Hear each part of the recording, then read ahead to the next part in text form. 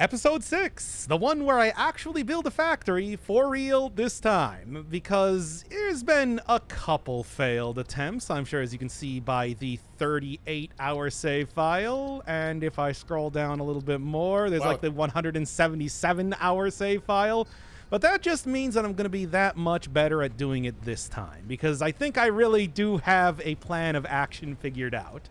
And additionally, we got second guy here because, to be honest, there's a lot of like a repetitive laying down of conveyor belts and, you know, making new machines and everything like that. So honestly, it's not the worst thing to get a second person in here for just a little bit of a podcast style of commentary, right? Is what I would say. I just kind of drone on in my sentences, just eventually end up at some place and I just kind of stop talking and then that's the end of it. It's not rocket science here. I just kind of start talking. I don't know where I'm going, and we'll see where it goes.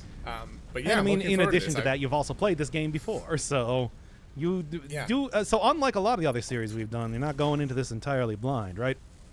Yeah. So now we'll expose how empty and vacuous my commentary is because I actually know what I'm talking about here, and it won't make any difference. Yes, and then I'm just going to be unable to just explain everything and otherwise completely zone out on whatever else I could possibly say, because all I have here is just saying basically what's happening on screen. Let's be real. Yeah, you were saying before this that we could just kind of like, we could just record these conversations separately and then you could just edit them together, and the only difference is that it would be just tightly edited. We wouldn't be talking over each other. Yeah, exactly. And I mean, I don't think it matters too much if we talk over each other. After all, I mean, do you remember when we were back doing the Witness series? Oh man, I'm still kind of embarrassed about how bad I was about just not talking every single time you were about to say something. Yeah, no. Oh my god, I shouldn't have. What is your plan though? So you're kind of at you're saying phase 2? Yeah, so because the big thing right now is to build the actual proper factory, I need a ton, and I mean like a ton of especially iron plates. I already kind of, at least to a certain extent, have the basic concrete settled for now. But while I'm about to be outside of the base, oh yes, and also, you know what? Let's just throw this down here. I was already doing this for a lot of other things. This is really not that much farther away from the base. Don't need to have it biofuel powered. But yes, while I'm outside of the base, I want to make sure that I am storing as much of that as possible. As of right now, I currently have all of the... God, what is the name of it? Smart plating. Smart plating created all 500 of it for the next phase, so I can focus entirely on using that to just make raw materials. Really? I see. Yeah. Okay, whatever. We'll change that later. Or maybe not. I'm not going to say one way or the other. You really don't ever need much concrete, if I remember right. Like, there's a couple of things, like the reinforced iron plates you need them for, I believe. Might be like the advanced iron rods, but like you really don't need very much concrete. There's a few things you can use that for, like the super cubes, the heavy modular cubes. I know in the last playthrough I was using an alternate recipe that was actually taking a lot of concrete to do. There's the beams, and then there's like uranium cells, which I think use that normally. And it's not a lot, but it is a lot if you're going to be laying down a lot of foundation. And if you have seen like the previous factory or even the some of the other save files that I've been working on here, yes, I have. I'm going to use a lot. I'm going to use a stupid amount of concrete for that because it requires both concrete and iron plates for that. Yeah, and I guess the construction is the main thing that you need the concrete for. I'm curious, how big is this factory that you're planning to do for this one? Are you going for like a minimal thing because you're doing a speed run kind of thing, or are you going to make it kind of as large as these last save files, or even larger? I mean, bigger actually than the last couple save files. What it's going to do is going to go from where it is right now, like all the way out into the ocean, probably to this area over here, the no man's land, where I'll start to take damage eventually, like I did with the original factory. Because I'm planning to utilize every single one of the nodes possible in this map. However, we are doing like speedrun style stuff right now, as I am just trying to get to the point where I have all of the materials to create the best factory possible, Yeah, so you're kind of making it's really is it the hard drives you're really looking for, or is it the the materials that are like the advanced materials that you can find at the ground? Is that Both, really. Because, okay. finding any one of the downed ships, I'm looking for the heavy modular frames mostly, but also like motors too. But then the hard drives are also going to be important because there's stuff like you can get alternate recipes for quick wire, which I'm definitely going to want to do ASAP because that cuts down on a lot of the Caterium I'm going to end up needing. And you do use Caterium for a lot of late game stuff, but stuff nonetheless. And then like encased. I'm gonna get the encased pipes recipe where you use steel pipes instead of the steel beams, and that means that it's just that much easier to actually make that stuff. Steel beams are really annoying to create.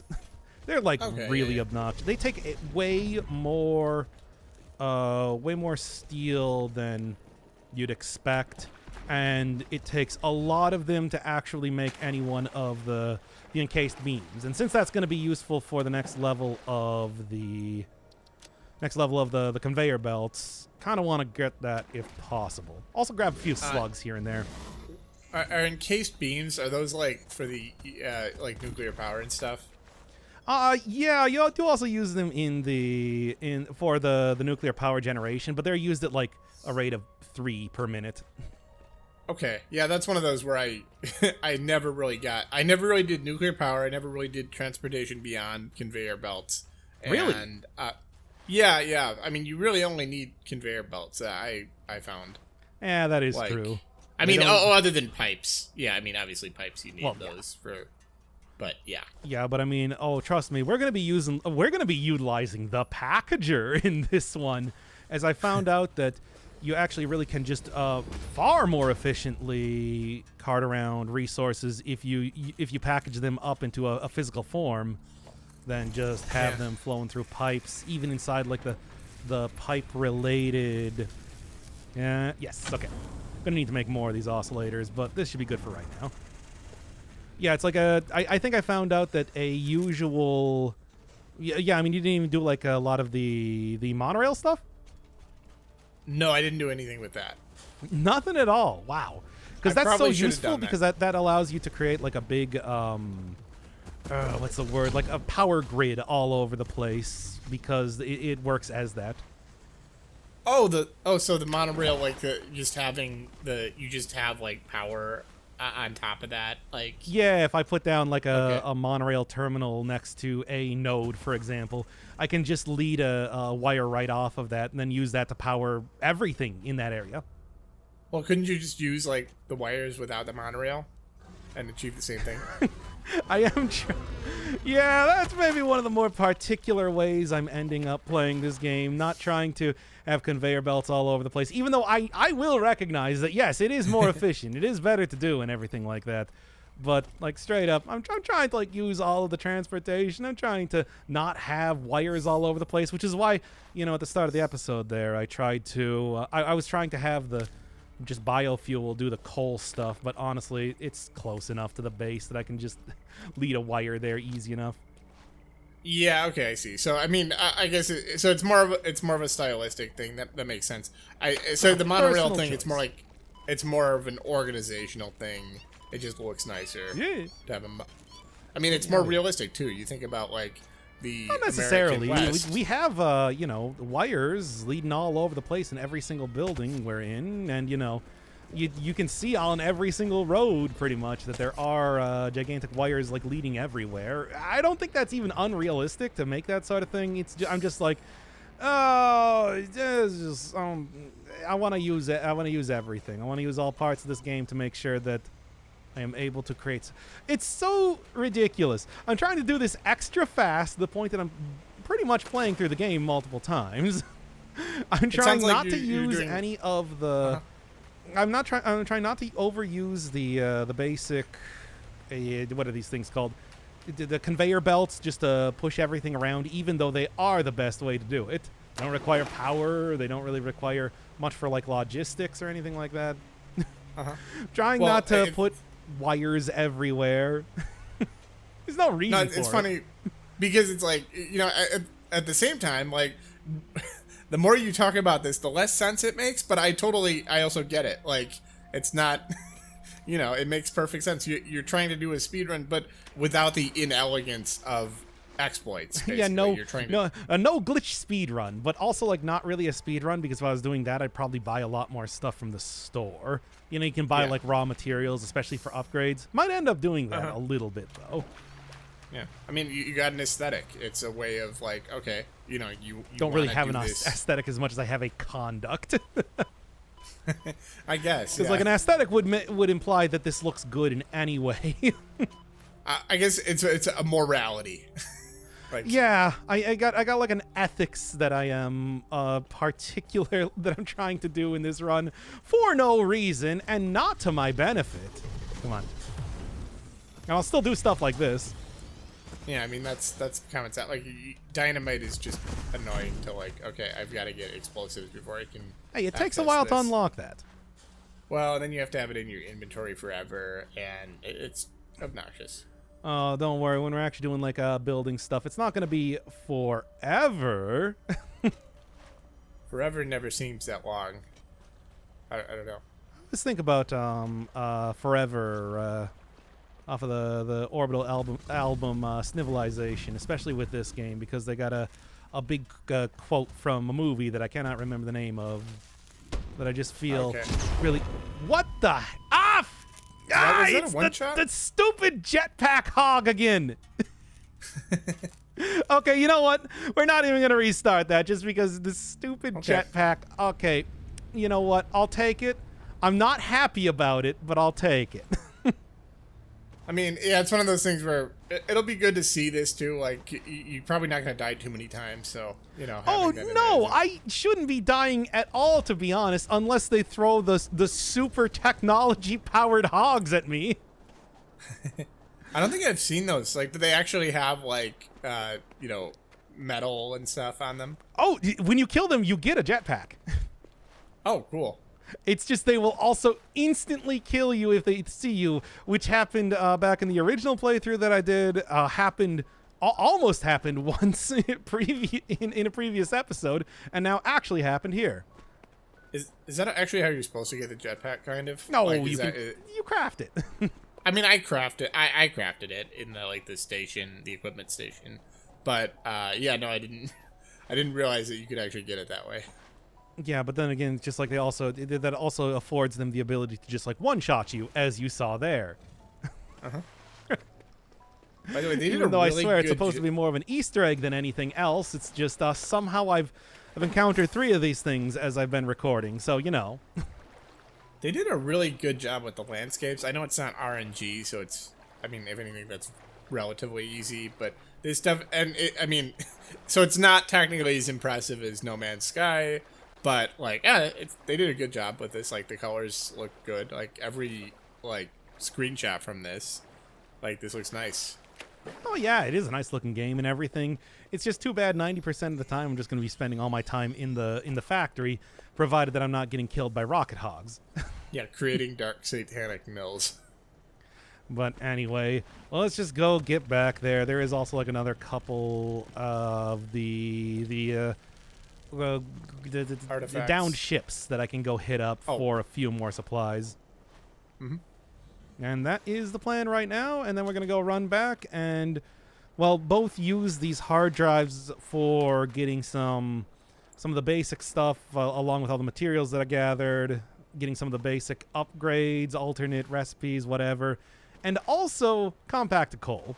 Compact coal is just way more efficient, and I already have a delivery route for sulfur. I don't know. Did you end up using that too much when you played the game? I didn't use compacted coal. It just didn't seem like it just because the supply lines for sulfur seemed very limited. But I mean, I had the recipe for it. I just didn't really do it. Yeah, because you do have to sacrifice a hard drive to be able to get that. Although in one of the other save files, I didn't end up doing that for. Didn't end up doing that for turbo fuel. Although from what I understand, most people also don't go for turbo fuel either. And I don't know. It's just more efficient, better fuel. I think I did actually complete the research trees. That might have changed like with the update since I played this like last year, but I did get, I think, all the research that I could get. Yeah, so you would have at least gotten it. It's just probably didn't end up doing everything required to create it, because it is actually quite a bit. It's not a free sort of thing once you unlock it. You do have to set up, what is it? Yeah, it's a 1-1 sort of thing, like 1 sulfur and 1 coal turns into 1 compacted coal, but still, if you don't really have like the space for it or anything. That is one of the things that I was trying to do in this playthrough in particular, was make sure that I had space for everything. I only found 1, I think, sulfur mine in the whole place. I mean, I found multiple, like, you can find a lot of sulfur deposits, but actually finding like a really like rich mine, I never really found that other than like 1 or 2. So I just walked past a pure sulfur node, by the way. Yeah, I'm sure you do. You know where basically every node is at this point, because you had your. Oh yeah, I had the radio towers. I even have like the coordinates, which I'm eventually going to do. There's a pure sulfur node right here. There's a pure sulfur node right here, which I obviously already have something doing. There's a pure sulfur node right here. Mm-hmm. And that's all you need to know, because you really don't like, sulfur is good for, you know, turbo fuel and compacted coal, and then sulfuric acid eventually. Like, not even soon. Well, that's like phase 4 type of stuff.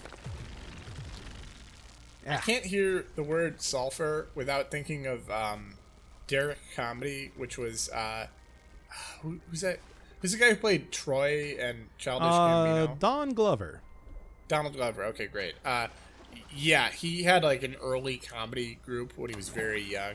That was like, you know, they just made sketches, and there's a sketch where he plays an old man who makes a form of like a classic lemonade, and he's describing the lemonade, and then he turns to a different camera while he's doing this like commercial, and he's like, the sulfur, and yeah, that's it. That's the whole bit. Just kind of droning out. What? He describes the lemonade, and then he describes how it has sulfur in it, and he says the sulfur. And then he says the word sulfur. Yeah, in a funny way, and it has implanted itself into my brain. I can't think of the word sulfur without thinking. You ever see the what is it? Look Around You, kind of a parody of old British. Oh yeah, I love that. There was an entire episode about the uses of sulfur, and the one that always stuck out in my mind was explaining how garbage is destroyed by people drinking a combination of champagne and sulfur to give them laser vision, which was shown by somebody drinking what appeared to be an entire aquarium tank full of that, and then staring directly at the researcher until they pulled out a gun. Actually, no. Specifically, what it was they pulled out a mirror, which then reflected the laser beams back at the person, who then also pulled out a mirror, reflecting it back, and then they pulled out a gun. And that's my sulfur story. I don't know if I can get down here from here. From the Look Around You, I remember that was like the main thing I remember from that was like they were doing something on an egg. They think they were boiling an egg, and they at some point they open it up, and they're like, and like they said like, oh, you should get the album and when it comes out. That's it. That's the whole thing. It's an album and joke. That's it. I'm sorry. I told you that truly we're gonna get the best like podcast sort of style of things going on here. Excellent. Hey, speaking of which, there's a jetpack right there. Apparently that did actually stick around even after that stupid hog died, I guess, because it died trying to kill me. By the way, it died trying to protect us. Actually, the opposite, but still. Yeah, literally the opposite. Literally the exact opposite. It valiantly sacrificed its life so it could destroy yours. And it was successful, but I did get a cool jetpack out of it. So, there's that, I suppose. Take it how you will. All right. Now just get me up here so that I can create a couple biomass burners or whatever, and we can just get on with our lives here. We got an entire factory to make. I can't be spending all my day over here doing non-factory related things. Thankfully, they also have the eye limiters right next to the actual place that I'm going to be using them, so that's handy. Let me get on this platform so I can construct the slaughterhouse to kill that fucking hawk. I have no interest in killing things right now. I merely want my prize, and then I am going to be leaving them alone forever. Because really, I do not. You know, and the only way that they can stop me from doing that is if they have a jetpack. Combat in this game is like, it's not that bad, but it's very inconvenient until you get like the hardcore weapons. Until you get the gun. Yeah. Until you have the ability to shoot all of your enemies trivially. Then it becomes super easy. Even the rebar gun, the initial rebar gun is just, it's very unwieldy because it only has I think it only has like one bullet, and then you have to reload. And then you have to reload it. Yep. Yeah, but you can do stuff like stun enemies, which is pretty useful. One of the surreal parts of this game is that because it's all the same essentially, and it's the same map. It's not RNG, so I've been through these areas. I have a vague sense and a vague recollection of having gone through all of these areas when I was desperately dodging hogs, but I don't really remember it very well. Oh, I remember it only too well, considering I've gone through here 5 times now. And of course, I am also going to be using this for resources later, since you get bauxite in here. Yeah. It's like game area, you know. Sort of like the bamboo forest, except it's actually close to me this time. Isn't this the area where there's a coal deposit pretty nearby? There's a fracking node for, what is it specifically? Oil. Wait, is this on the west coast or the south? Oh, this is the east coast. This is far east coast. Oh, okay. Okay. I'm from the west side. Yeah, the west side has the, what is that area? The beach area. That's where I ended up getting most of the oil that I was using for the first time. Yeah. But this place both has bauxite and inside that waterfall, uranium, which I'm going to be using eventually. Because I am going to be using nuclear power for pretty much everything. We're going to be doing full-on, the plutonium refinement and everything, too. Because that's how... And I'm not even going to be using the plutonium. What I'm going to be doing is I'm just going to be using that for the sake of getting rid of uranium waste, I think. Now, can I find the... There's something I was looking for over here, and that's something being a downed ship, but, you know. It should still be around here somewhere. Still gonna need a whole bunch of these. Not even for, individual machines, but just for...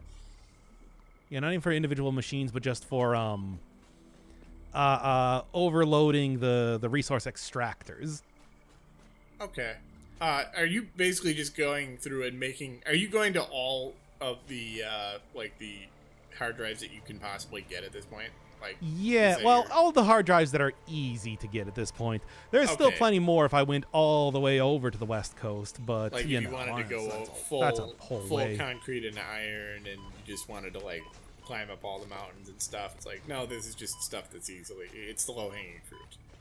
I mean, there's a lot of stuff in this game that I could end up getting. It's just this is the one that's convenient. If I can remember exactly where it's located, that is. Which I'm not doing a very good job of right now. Somewhere around here. Was it here? It's the Gateway Arch from St. Louis. Wait, what? You're going under a Gateway Arch. It's just stupid. I shouldn't have even said anything. Yes. Just making banter. Just making conversation. Not even good conversation, just droning on. Hey, that's what you got you here for, right? How are we at 25 minutes? We have said absolutely nothing. Yeah, we've just made one quick jaunt out to the outskirts here. And unfortunately, I didn't find the... Look, I just picked up a bunch of supercomputers. Look, if I need to go get a lot more hard drives, and we will do that, or maybe I'll just do that off screen or something. I don't know. I will end up going back out there and getting that. But for right now, let's go and do the factory. In the meantime of doing all that, I do now have that much more foundation made and ready to go, and pretty much I just need to go over there, and we're going to spend the next 10 minutes just building foundation onto the factory here. I've been doing this for 175 hours, so just go get yourself a bucket of popcorn or something because we're gonna go for it. How long do you expect this to take? A very long time. This gonna be. Is this is an episode, right? So this is gonna be a 40-hour episode. Is that what we're doing here? Yeah. Are you? Do you have your bathroom breaks planned out and everything? Because you can't be away from the microphone for more than 30 seconds, right? Oh yeah, of course. No, I've got some ways of, yeah. I've got my Soylent here, and I've got my diapers on. Yeah, exactly. It's Thai food actually, but. Yes, that's how they make it, right? Yeah, they make Soylent by distilling Thai food and then just throwing a bunch of potassium until it's the most bitter thing in the world. Oh yeah. And so of course, it's just literal. Pretty much, they take away anything that's good about it, but do retain all of the nutrients. So it's terrible. And then they add a couple of heavy metals, is what I believe. Just like a little bit of arsenic, some gold shavings, like Goldschlager, right? Lead, cadmium. Didn't we have Goldschlager at some point? Yeah, probably. I mean, why not? It's a Goldschlager's fine. It's like a what is it? The cinnamon schnapps, if I remember correctly. I remember it being really underwhelming. I'm like, this is a waste of gold. Okay, it is a gimmick liquor. Yes, that's true. Yes. There are plenty of them. Hey, as it turns out, liquor has plenty of gimmicks associated with it. Have you ever had an absinthe before? I have, yeah. Guys, you do the whole pour water over the sugar cube on the thing. Yeah. You put a lighter underneath the sugar, or that might be cocaine. I'm thinking of. Never mind. Have you had cocaine before? No, but I have had the absinthe where it was flaming. Yeah. Yeah, I'm lighting drinks on fire. Your old Cherry's Jubilee or high proof rum drinks. They're there. They exist. I think we people drink them. Are they actually good in any way? Probably not. But they are there. Honestly, you've had creme brulee though, right? Yeah, but it's like you don't light creme brulee on fire specifically as a display of ostentatiousness. Well, I mean, I'm sure there's some taste effects to it. I mean, it's made with a torch typically. You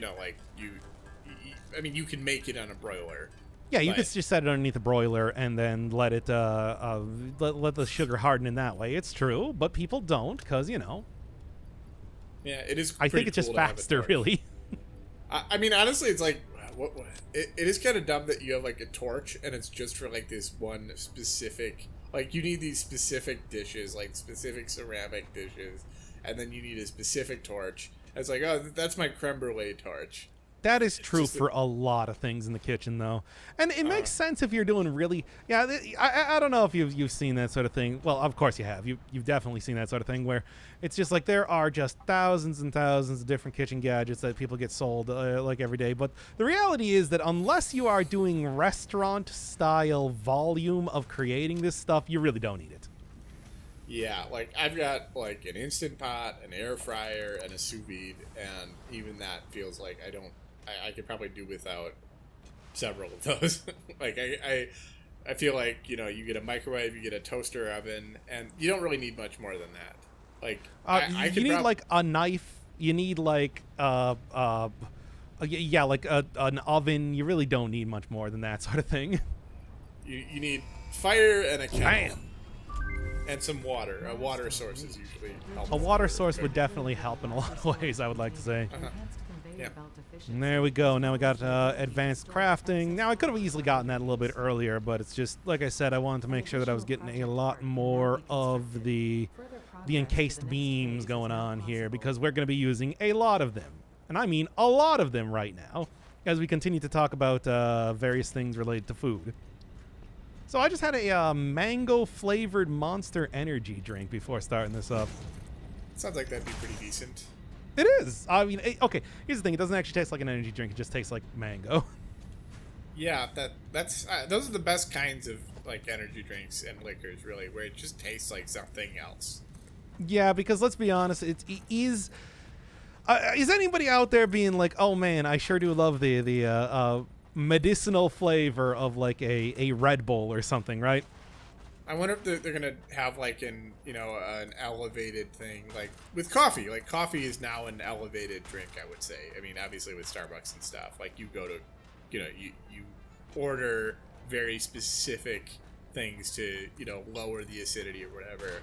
I mostly have cold brew and I make it often. So And it's good, yeah. yeah.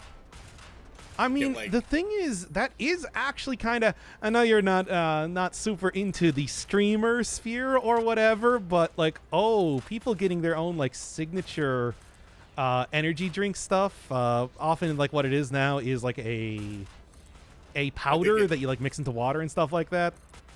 Yeah, A lot of sponsorship stuff, and like I said, people get their own things. People get their own like branded cups and everything like that. It's happening. It's happening.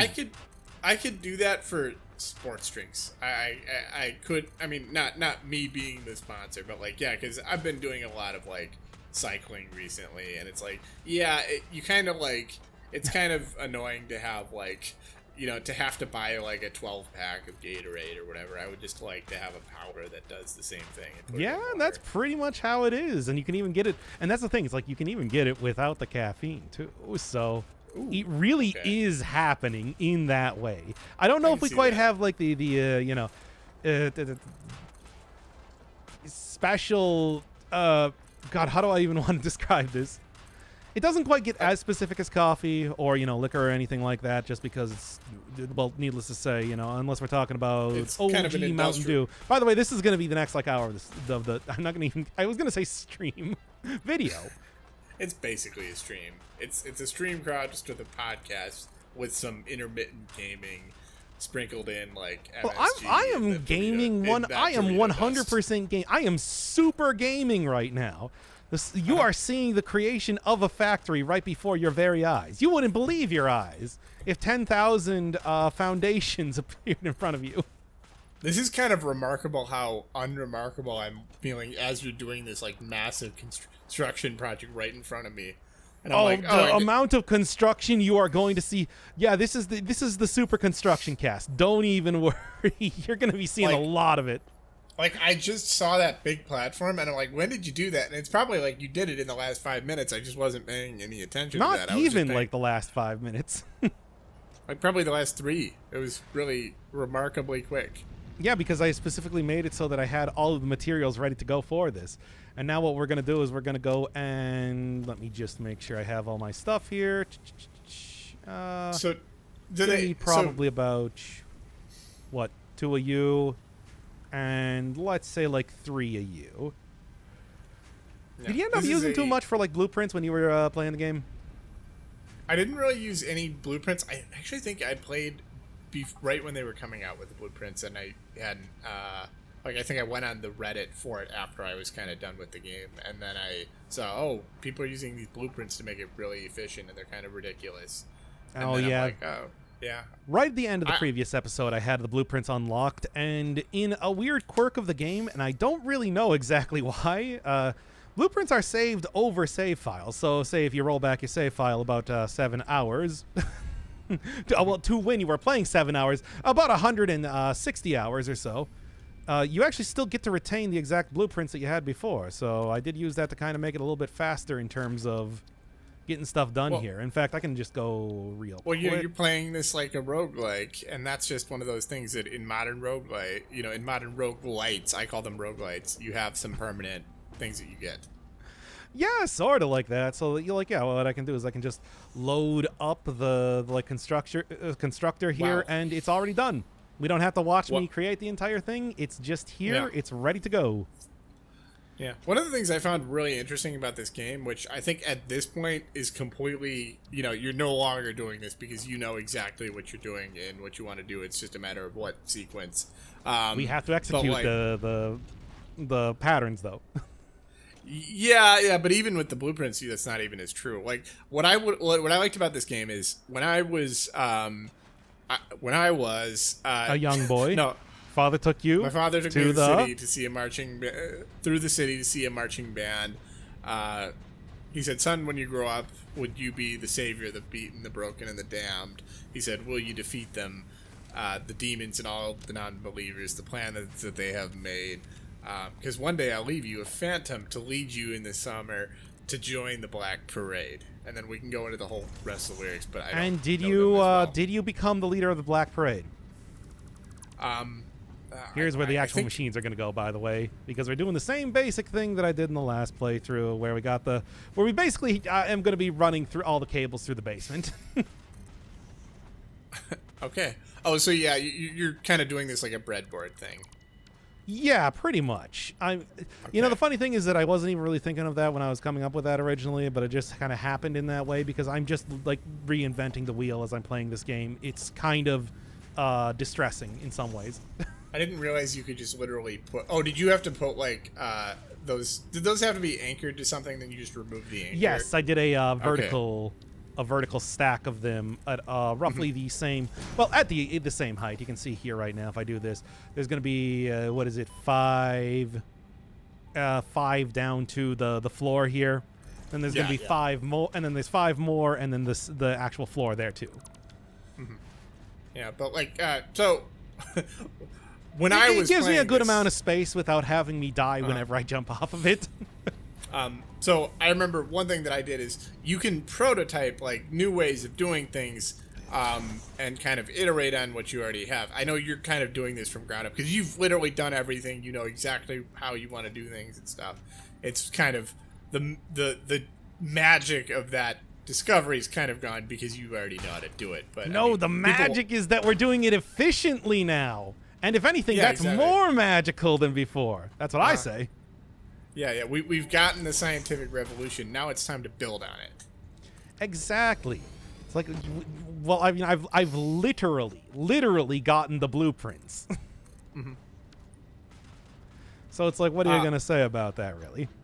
But yeah, like one thing you can do is like, oh, I want to do the ironworks a little bit differently this time. I want to do, I like how this is going. I like my existing factory, but if I had about, 200 more screws per minute, this would be great. So you get an iron vein, you build a new like line of iron from scratch, and then you start feeding it into your existing conveyor belts. good. And at all times you are, making the conveyor belts the next level of conveyor belts when you need them and stuff. These are all terrible. Oh, that's too bad. Well, I guess I'll take Iron- iron wire. Maybe I can do some good stuff with that. But that is not what I was looking for.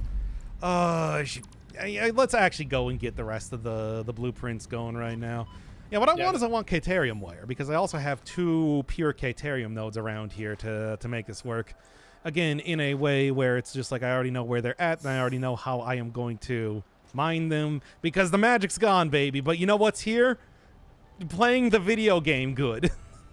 I mean, do you use the MAM, by the way? I do. It's right here. Okay. That was the man that I was using. I mean, I guess other than, excuse me, I mean, do you use the MAM for like the normal development trees, or do you just use it for like the alternate recipes? Oh no, we are. In fact, I should have probably gone and gotten the Caterium wire and everything for that right now, because we are going to be making that immediately. I already have that being created and shipped over to the base. Okay, yeah. Because I remember I tried to min-max to beat the phases of the the space elevator, and then also to get the as much research as I could, because I saw it as kind of like you're bootstrapping it. Oh yeah, the entire thing though here that we're going to be doing is that we're going to be doing all of that. Yeah. Now Everything's what do going to because we're eventually going to get to the point where it's just going to be absolutely trivial to unlock everything. I'll have all of the basic infrastructure to create all of the materials required for it, and then I'll just shove them right into the machine. Yeah, so you're looking at this like I'm building the universal factory, and then everything got else is kind of, okay. Yeah. And then everything else will come from that. Yeah. in that exact way. But right now, what we need to do is we need to like fast track getting the materials to build the universal factory. Now, what will become of these, these ecosystems that you're disrupting? Do you have a plan for that? They'll all be dead. Oh, okay. Well, nothing will survive this. You're going to be well. Actually, I am going to eventually get to the point where I'll spare you. You'll survive, but at what cost? No, I'm eventually going to get to the point where I was going to say that I will. You're like, no, I will be able to get rid of nuclear waste, but until that point, this place is going to be a blasted radioactive hell land. So look forward to that. Okay, yeah. I like that you're like, so I'll survive? It's like, no. Oh, no. Nobody's going to survive. Do you know how much radiation I'm going to have by the end of this? Yeah. It will be an autonomous, factory. It will be, there won't even be AI because intelligence will be banned. Oh, yeah, because I'll be dead. I am not going to survive this. And I don't mean just because of the radiation itself and like the exposure that I have to all of these incredibly deadly chemicals and everything that I'm creating. Mm-hmm. Yeah, by the way, how's your arsenic mine going? Oh, man, we haven't even gotten there just yet. I think the sulfur itself, talking about that earlier. Oh, no. This is... I'm also going to die from just, like, overwork because in the course of, a 40-hour work week, I am going to be creating a planet-wide factory. Yeah. It's literally a situation where you need to do... my knees are currently have exploded more than Jinsakai's ever did. You're going to find out why God rested that day. Oh, that's the... I mean, I've prepped up for... What was it? Yeah, like 178 hours, I think that save file said, to do this. That's a full week. 168 hours is a week. Oh, no. That was the other version that I did. The way that I stopped there was at about, 40 hours or so, on the last save file. 38. Yeah. Oh, although I suppose like the other one that I did was at 41. Do you know how many people How many times have you done this, Doc? Do you know how many people getting exceedingly died for efficient the at it. 40-hour work week, and you're just gonna work 41 just because? Oh, yeah, I need to build my world-spanning factory. My literal world-spanning factory, where again, the amount of, I mean, even right now, I am breathing in coal dust, and I have black lung. I just have that right now. Yeah, I remember listening to this podcast on space, and they were describing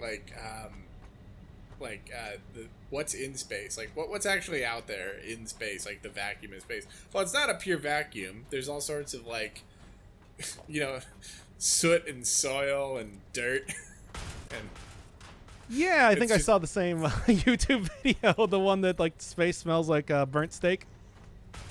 No, I saw that. That was like Tom Scott, I think. I was actually. What's this that? is a. Yeah, I believe so. I'm actually thinking of a Melvin Bragg in Our Time podcast. It's this like incredibly English man who's been doing a podcast for like 25 years with like it started as a radio show. It's one of those. Oh, okay. Yeah, which I mean, I've listened to quite a few podcasts like that are pretty good.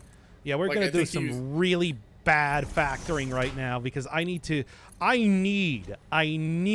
get the iron sheets made. We need I need like I got a bad need for a case of vitamin iron sheets and whatever cures inhalation of a lot of horrible destructive chemicals in your body. But mostly the iron sheets. Oh yeah. Iron sheets are really valuable. They're really, it's really one of the kind of disappointing things about this game is that as much as like there's all sorts of copper nodes, like iron is 100 times more valuable. Like you say that, but then don't you remember doing the nuclear pasta? You need a lot of copper dust. I didn't really do the nuclear stuff, so that's... you didn't get... Oh, okay, so you didn't even get, like, to the particle accelerator or anything. Yeah, because the amount of nuclear pasta that you need to correctly... that you need to efficiently create that is ludicrous. It's like 10 pure nodes of that sort of stuff. Besides, like, you also... The thing is, it's going to start out pretty slow right now. And by the way, speaking of copper, do I have the alternate for... I do. Okay, good. Thanks, past me. What's the alternate recipe for copper? For alloy, copper alloy, what it does is it creates about 100 copper ingots per minute by what is it? About half as much copper and what is it? Like a 50 per minute of copper ore and then 25 per minute of iron ore. Okay. Which is going to be extremely useful for that exact thing that I'm talking about, but also meaning that I won't really have to create too much for foundries to create the copper production for the most part. Yeah, there aren't as many copper nodes as iron nodes, so it's anytime you can kind of change. That's why I did end up taking iron wire there, even though I want Caterium wire because it creates like 120 Caterium wire per minute. Mm-hmm. Or not Caterium wire. It creates 120 wire per minute. Okay, not quite. And is that wire is the plural of wire? The plural of wire is wire. Okay. Is wyvern. Is wyvern. Wyvern, yeah, there you go. Little wyvern. That's a... Yeah, I'm going to need like at least 4 or 5 stacks of wyvern by the end of this. Wyvern the Wanderer. Which, you know, speaking of roguelikes. And that's a proper roguelike. Wait, is a wyvern like a worm? Is that like a dragon kind of thing? No. It has a wyvern has both of the feet on the... I don't know if you've seen that dumb meme. I have no idea. No. People arguing about like the difference between a worm, a wyvern, a dragon, a drake, a dracopode or something like that. It's like, I bet these are all just like exactly the same thing. It's just that they needed like different words because. Yeah, pretty much. But it's just like, it's like, oh no, a worm doesn't have front legs but does have wings. Yeah, it's actually only a dragon if it comes from the dragon region of France. Otherwise, it's just a sparkling wyvern. Yes. Otherwise, it's just a sparkling dinosaur. Hopefully, yeah, I do. I am going to get to the point where I do have like a little bit of overlap on, yeah, but that's barely anything. Because what we're going to eventually end up doing, and what I figured it was the best way to attempt to create this factory, is basically by lifting it up floor by floor as I start to get to the rock formations over there. Was that here there be dragons thing, or this way be dragons, whatever that is? Like, here there be dragons was, I guess, used on old maps to explain that they didn't know what was over there. Yeah, did that actually dissuade anyone, or was that like, oh, badass, like let's go to Iceland? I'm fairly certain. Yeah, I mean, pretty much. Like, I'm fairly certain that was just there as like a placeholder, because, you know, like in lorem ipsum. If they even did that at all, I don't know. Maybe that's one of those apocryphal things that never actually happened. It sounds like it's just like it's almost like it's flavor text, you know, like they were making maps for other people to read, and they probably, by the way, did it with, it's like an aesthetic flourish. What is 270 divided by 30? 9. Thank you. 2. Perfect. Yeah. All right. No, I was saying no in German. Oh, Jesus, well, too late. Is... No, it's the Bart. The. What do we got? Give me something good this time. I think they did a 9 no joke in that movie Meatballs. And Oh my God! Please tell me somebody doesn't remember the existence of Meatballs. No, we're not talking about. Oh, come on! Yes, I remember. That's why I brought it up. Oh, well, so I'm gonna have to call the cops. Oh, okay. Well, that is a very old movie. Like, I think it was like 1989. Oh yeah, and they had like 5 sequels. I remember the third one had like an alien kid or something.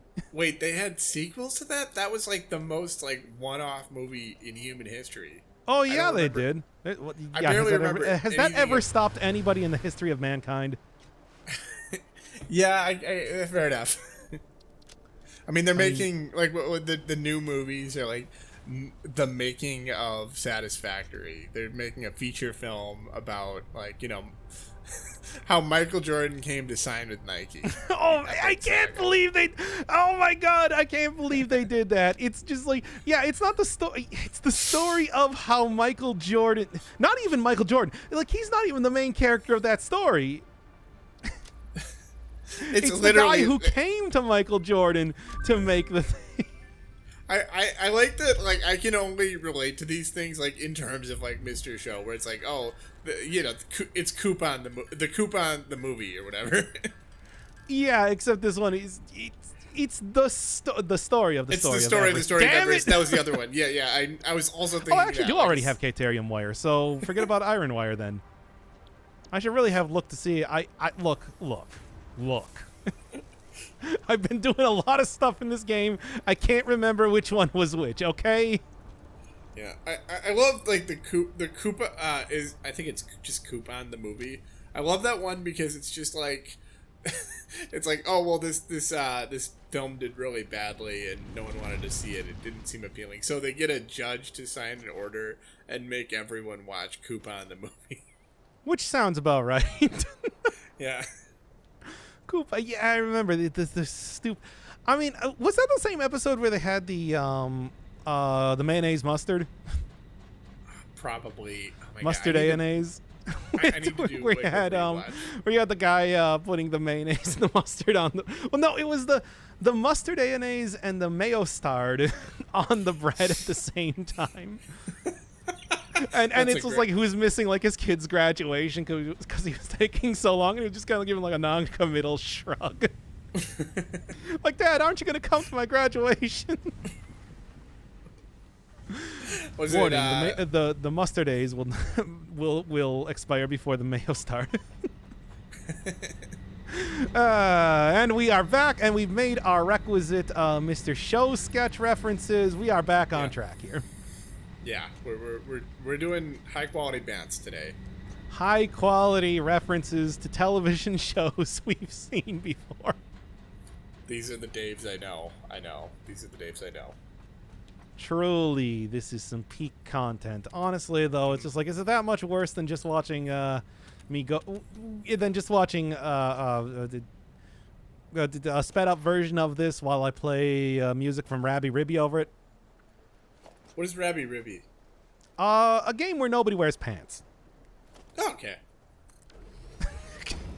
I'm surprised nobody ended up calling me out on that episode about like the fact that was explicitly the song that plays when you fight the reference characters from Nekopara.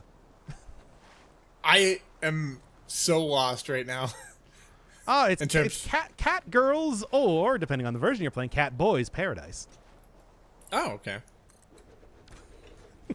That sounds so enthusiastic until you might look it up. Let's see. So, I'm gonna actually just hook these up to the main base too. You know what? Forget about aesthetics. Well, no, okay, I'm not forgetting about aesthetics, but I am going to be a little bit looser on it. Yeah, considering that it's currently down right now. Yeah. What is the game where no one is wearing clothes? I'll write this Rabby down. Ribby, and marvel at how nobody wears clothes in that game. Rabby Ribby. Okay, it's just like how it sounds. Like Rabbit Ribbon, which are the two main characters. Okay. It's like if this is really if you're going to be very insistent on how to spell it. I like that the summary that I see for this is like so no one wears clothes, but it's not like everyone's naked. No, right? No one wears pants. People wear clothes. Oh, no one wears pants. Okay, that makes more sense. Come on, it is not that sort of game. Oh, okay.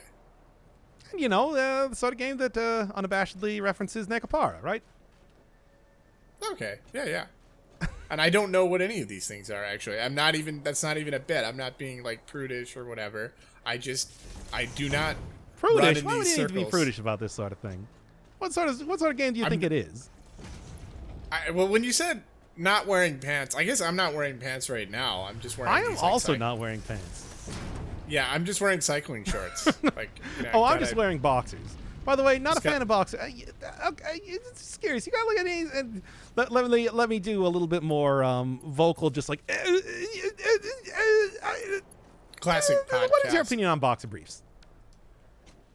Boxer briefs. I guess I don't have a strong opinion. I guess I feel like they're just like, I really just want underwear to be as light as possible. I've never been like, oh, I really want like a really thick underwear on. Like, no, I always feel like I've heard a lot of people say that they like the support that you get from that. But me, I don't know. I look at it and I'm like, I just want bad shorts. It's true. yeah, like I like wearing like athletic shorts, like just You know what? I got the hard drive. Like- Wait, do I have the hard drive? No, I put that away. I was gonna save that for the sake of getting compact to coal, but I guess not anymore. No, well. like jersey shorts are probably the best like kind of underwear, in my opinion. Yeah. I mean, yeah, I think that's fair. Because I if don't you know, I need to go also will, like, outside, go with- you've already got shorts on, and if it's cold, well, you put pants over that, and you're fine. I mean, to maybe be honest, I don't wear shorts in my day. I don't own shorts. I own like one pair of shorts and they're like the like jersey shorts sort of thing. Yeah, I guess it would depend on like what the whatchamacallit, like if I'm going to the office for 8 hours a day, I might like, oh well, I want these really fancy light boxers and stuff, like, you know, silk. Gotta get out my heart boxers, which Like I don't. wiping Do your those ass even with silk. actually exist? Speaking of things that appear in cartoon shows that, honestly, I think about and I'm like, wait, did that actually happen? Yeah, no, it almost feels like it's like do they even have those motorcycles like from Acura? Like, do those even exist? I mean, certainly you would think somebody would have created it. You know, somebody would have just grabbed the license at some point in time and been like, hey, here it is. Has anyone ever stopped on a motorcycle before? I don't think so. I think anybody that's ever gotten on a motorcycle has never gotten off of a motorcycle. Has anybody ever like screamed because they fell off a train? I don't think that happened. I'm Nope, skeptical. entirely invented by Hollywood to sell you McDonald's To sell you or whatever. To sell you. Did Acura have any tie-ins? I don't remember. I don't think so. I think could have was gotten away with before- that. What do you think I is don't the know. ideal product for Acura to sell? Well, you like motorcycles probably. Yeah, true, fair enough. Like, oh, this is an excellent braking mechanism that we're selling. Yeah, I mean, it's like the Here- gyroscopic technology to make sure that you are never. Look at how inconvenient it is to stop if you don't have the proper braking mechanism. You have to do this weird hairpin turn. Okay, I was thinking more that it was impressive that, you know, it didn't just like spin out and kill everybody that was using it. Oh yeah. Oh All my right, god, I'm this sure is if I can get the rest of these going on. This is. Yes. It's so weird that you're doing this in real time and bantering with me. Like, usually this is pre-recorded when we're doing recording. It's like, no, you're just doing this. You're using like 0% of your brain to actually do the. Why do you think I've been game. playing this game for like 200 hours? Yeah, you just are completely in autopilot at this point. I mean, and that's what we want to see, baby. We want to see a pioneer that is so competent and so confident in their abilities that they don't even need to think to be able to play the game at least semi-efficiently. I'm not going to say it's real efficiently. You've embodied the logic of the game. You are the factory. You are the Satisfactory. I am Fix-It. That's the name of the corporation in Satisfactory. Yeah. I knew that. Did you? I mean, yeah, I actually did, but I said that really unconvincingly, though. I don't know why. Now, to be fair, you say everything really inconvenient. Wait, did you say inconvincingly? No, I said unconvincingly. Did I say of course. inconvincingly? Of course I said unconvincingly. I would never say inconvincingly. I would never say the wrong thing. I only say the right thing. Yeah. At exactly the right time. Is that heaven? Is it? I don't remember. Exactly. Look, it's much like, you know, remembering Waterfalls by TLC. It's like, I know it's there. Don't go chasing after Talking Head references. You'll just end up making more Talking Head references. Well, and we check that box off too. Mm-hmm. As you do. By the way, am I currently... Yeah, because, like, again, this is kind of, like, #1 priority as far as creation goes right now. I want to make sure that... Oh, and I also need concrete, too, but we'll do it. And thankfully, it's like... Yeah, the entire adventure that I went on to go and get all those encased industrial beams did result in me being able to get... the miners for... iron up pretty quick. Oh, my darling Clementine. Yes, truly. You did it. You said the thing. Yeah. Yeah. Bravo, Vince. All right. So, yeah, pretty much what I want to do is I still want to lay down the entirety of the lower part of this low part area. Wow. Goodly said. The foundation. Area. I want to get the foundation done here.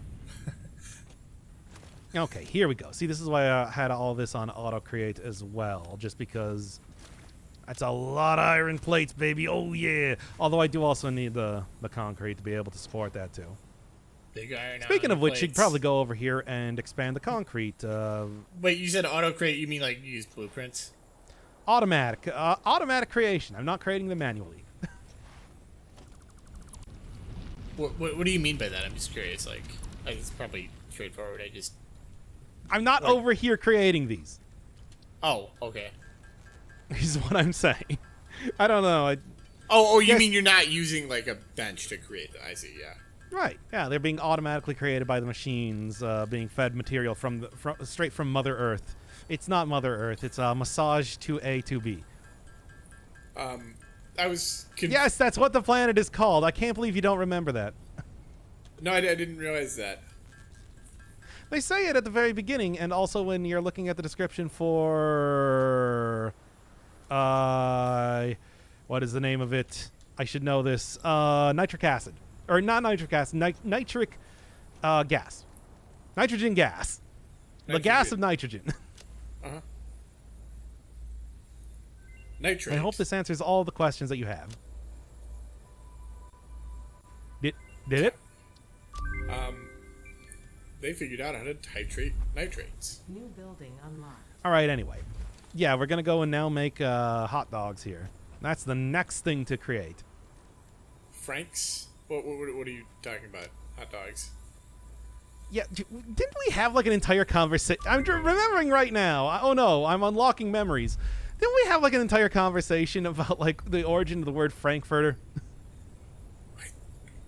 Think so? Like it's from Frankfurt, right? Like Germany. Yeah, but and then that turned into Franks. Oh, and then they changed it during like the panic during World War One, I think, to hot dogs. To hot dogs. But I might have looked that up, and I found that wasn't really. It was already like in common use to call them hot dogs before that too. It's just that they made it. Where does official. the name hot dog? Kind of where do these dogs become hottened?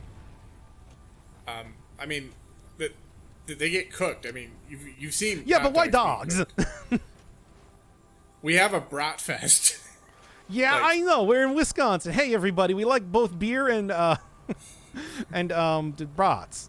Like, what do you want from us? But yeah, it's like, but dogs. Why dogs? Oh yeah. That's a good question. I think that's right, because it was like a pejorative that it kind of implies that, you know, in the same way that like the lips and assholes joke, that they kind of like they might have dog meat in them. Oh, right. I hate when jokes just become part of language. I mean, I feel like it's a big part of how language gets created, though. Like, it's just. And I don't like it. Everybody, let's stop making jokes entirely so that we stop accidentally using them in normal speech rather than the proper way to say things.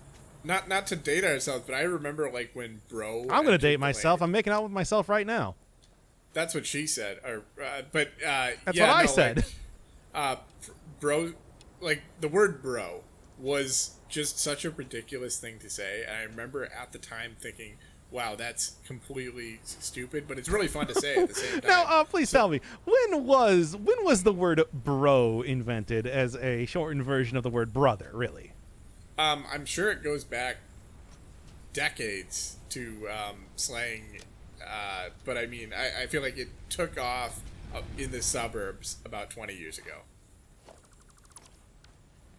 exactly that long. Like, I'm sure it goes back to, it's probably like 50s or 60s is when it came about. I mean, I would imagine that even farther back than that. Oh, yeah, I'm sure it's been a long... Let's look this up. Etymology Yeah, of do bro. it. Give me the etymology of the word brother and bro explicitly. Yeah, early 16th century as a written abbreviation. This is just the first thing in Google. So, written or colloquial abbreviation of brother compared with So bros. anyway, you've been alive since the 16th century, and unfortunately, this is all you really gained from that. But I mean, like, the slang, as a slang term, I feel like it really took off, in recent memory. In recent memory. Like, in our, I don't know. Now I'm reading, like, a Slate article or something. And what does Slade have to say about that? I have to say, like, no, you're super dumb, because people have been saying this for literally, like, millennia? Well, I mean, it was, 1600s. I mean, I'm surprised it actually wasn't earlier than that. It probably was earlier. It can be traced back to at least 1660.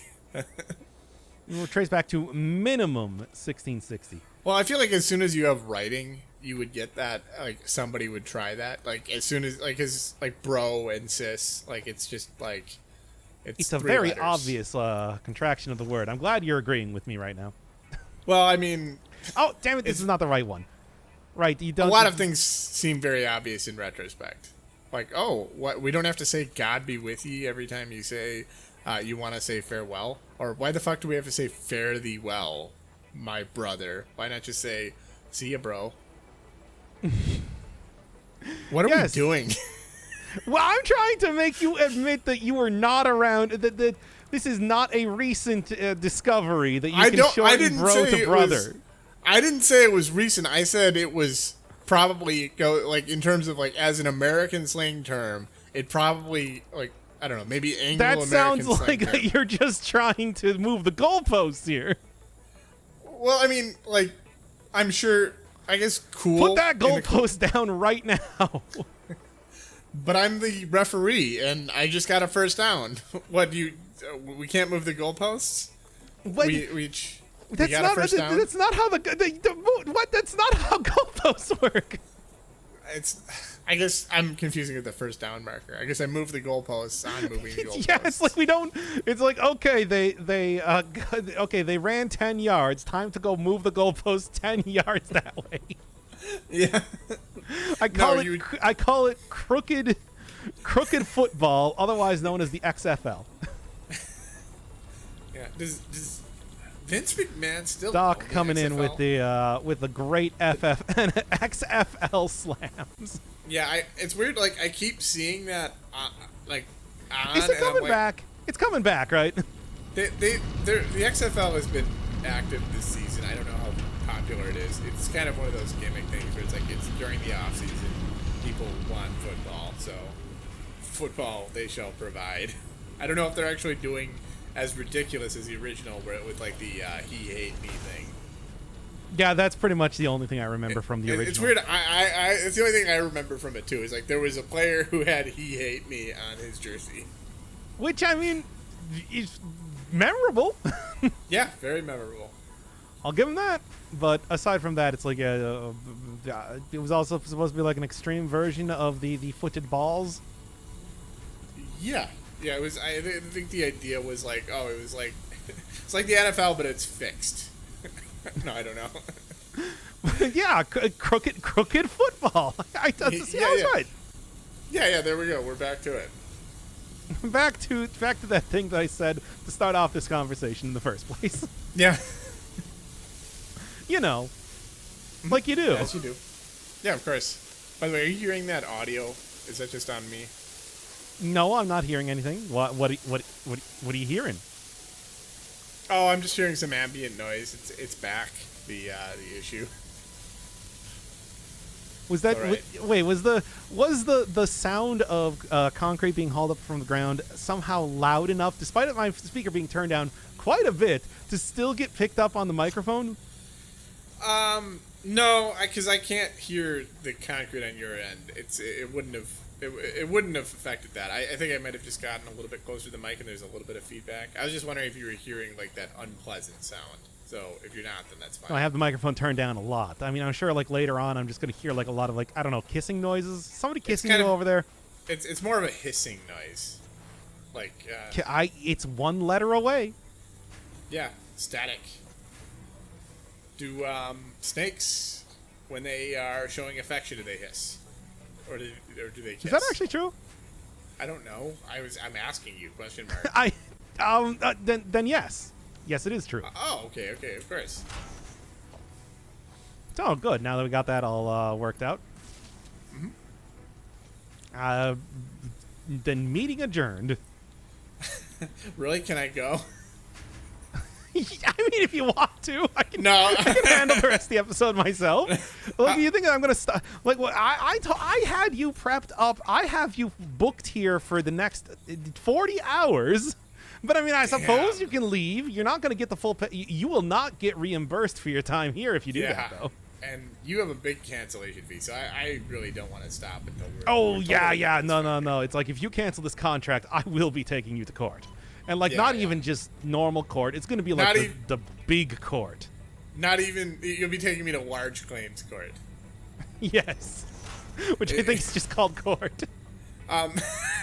Yeah. It's just I'm fairly certain that if there is a large claim, it's just court. Yeah, it was so funny, like because when the Twitter sale was happening, it's like. Because he didn't want to do it. He didn't want to buy Twitter. Oh yeah, I remember. And it's because he was buying it for way more than it was worth. Yeah, and so he took it. He was like trying to back down, and then they actually took him to like the Delaware Court of Chancery, which is just like it sounds like a medieval institution that only gets called like one time every 200 years. I mean, we also found out like. It's just yeah. Let's keep making this because I still do need a lot more of these. And besides, I also have 2 pure nodes being currently outputting quite a bit over here, so it's not like I'm going to be losing anything by having that working for me.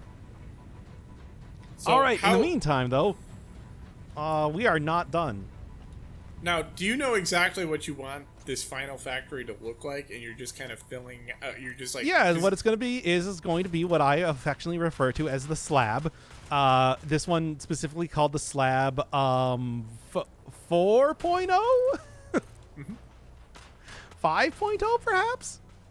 Adobe Slats 4.0. Oh, good.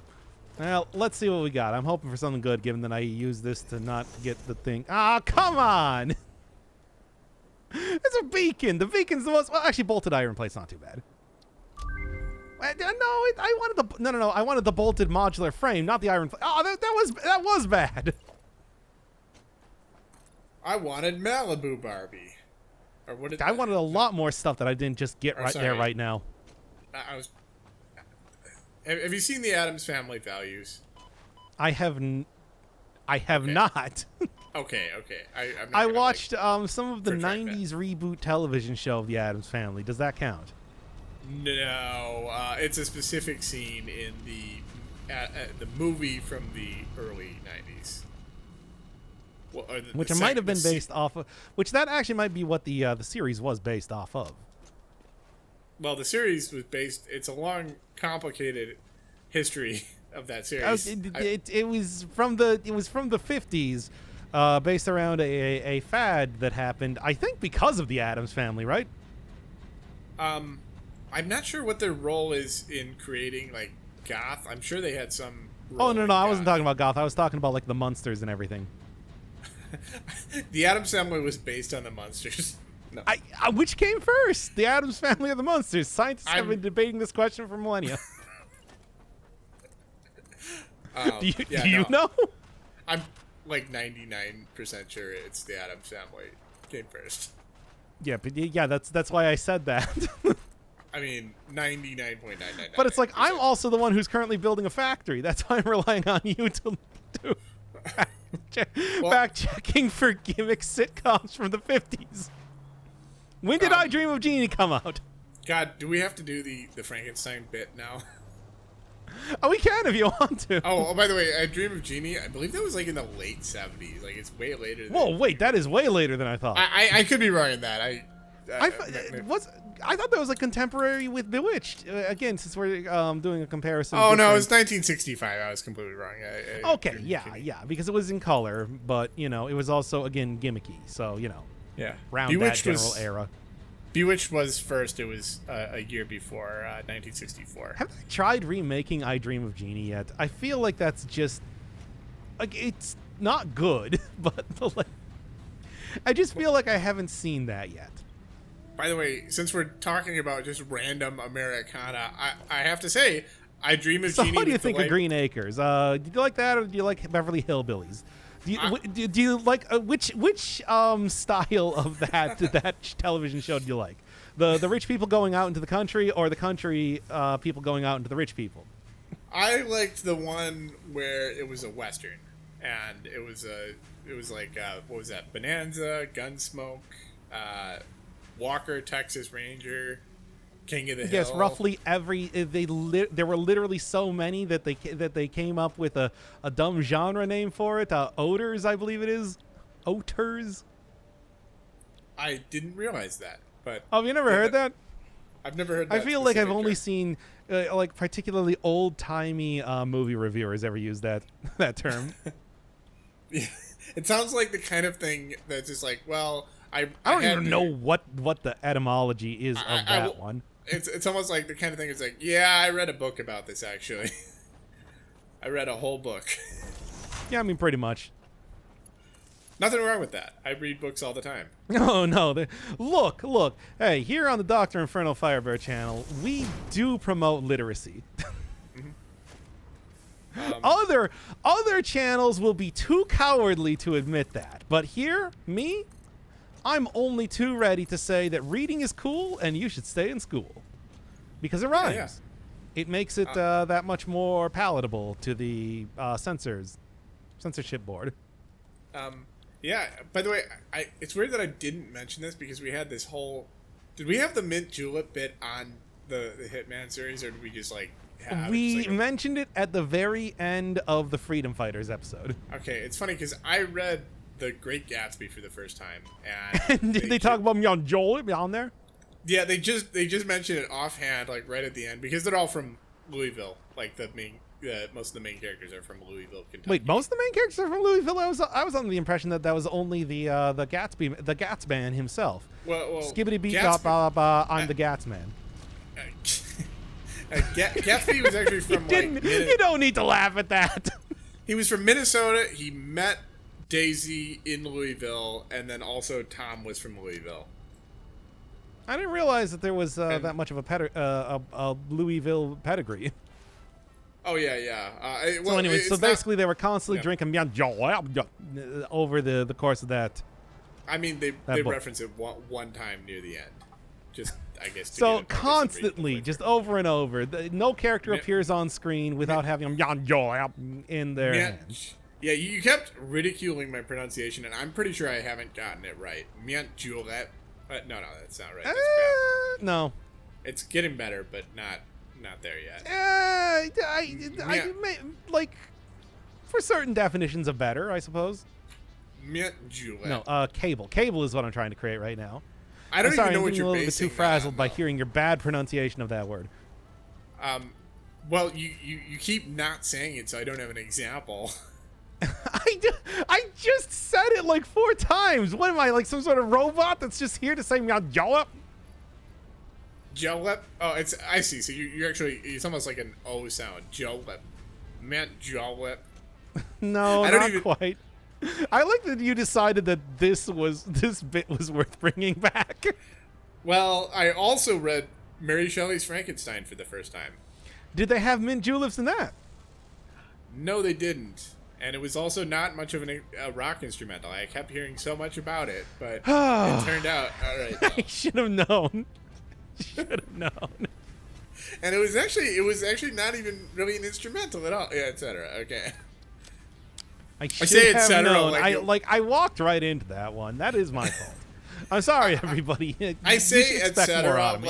Like the audience is aware of this deranged bit that I came up with, where I'm trying to listen. Honestly, the sort of people who've been sticking around with this, they're not aware of it, but they are probably just like, yeah, okay. They're like willing to go with it. Yeah. Like no. So but it's because you referenced Edgar Winter's Frankenstein at every episode of Hitman, I believe, every single episode. I mentioned it in episode 3 once when you were asking about the ambient sounds being played. You also referenced it in episode 4 and Look, episode it's not 5. my fault that you think of me as like a Ned Flanders type of character where it's just like, he's religious, right?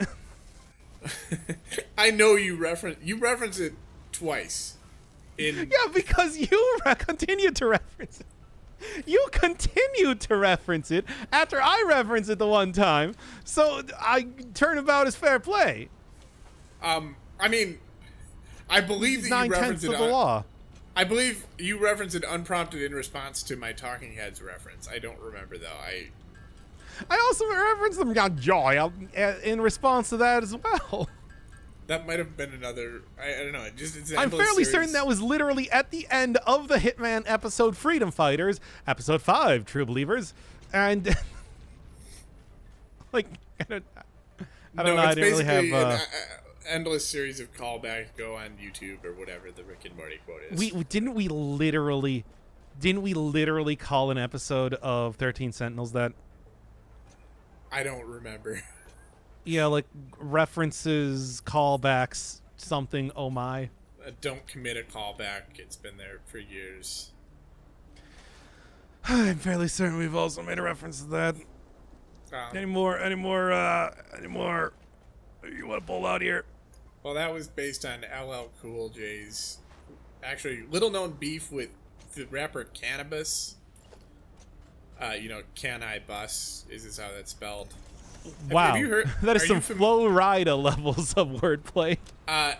Well, it's funny because he's like the conscious, like a really he uses a ton of like literary phrases and stuff, and he strings them together. It's like he's reading and he decided to call himself "Can I Bus?" Yeah. You know what? I respect that. Yeah, he's kind of in that same genre with Hobson. I called myself Dr. Inferno Firebird, so what am I going to say here?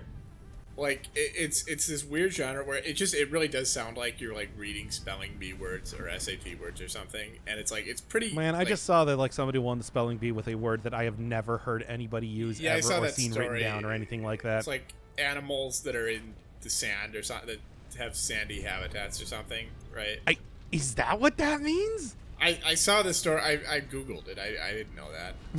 I also, in between taking calls at work, open up that Microsoft thing. Yeah, exactly. It was that. Yeah. It is exactly.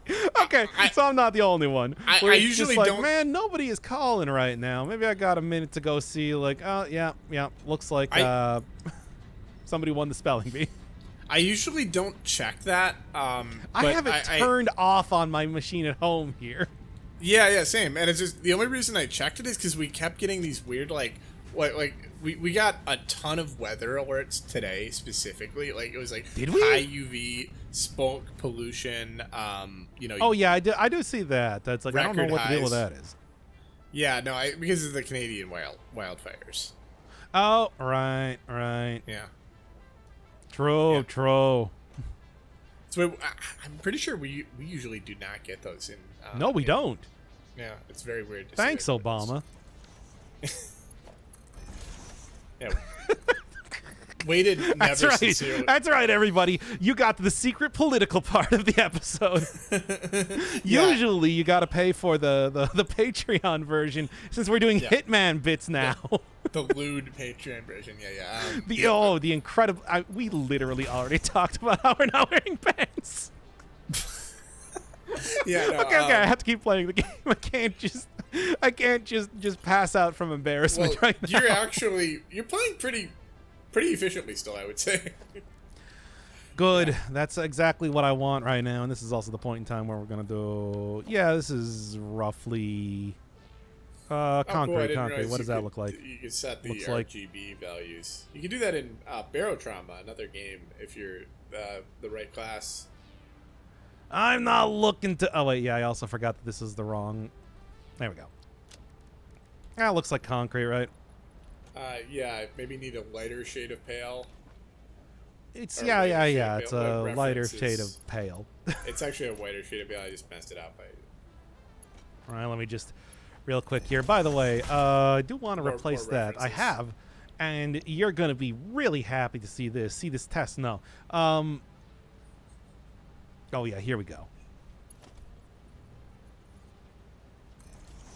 It's just like Persona level banter. We're just completely dregs. Like, we haven't complained enough about the game for that. oh, that's right. Yeah, no, I actually quite like Satisfactory. I very much enjoy Satisfactory. I'm a huge fan. Yeah, see, it's a 5 conveyor struct, and Persona 5 coincidence. You know, it's funny because it's also a 200-hour game without a story, but that seems a little bit more intentional. This one, like this is flawless dialogue, though. Like if they include the if they ever figure out what to do with those artifacts, like the alien, work in progress stuff. The cool S.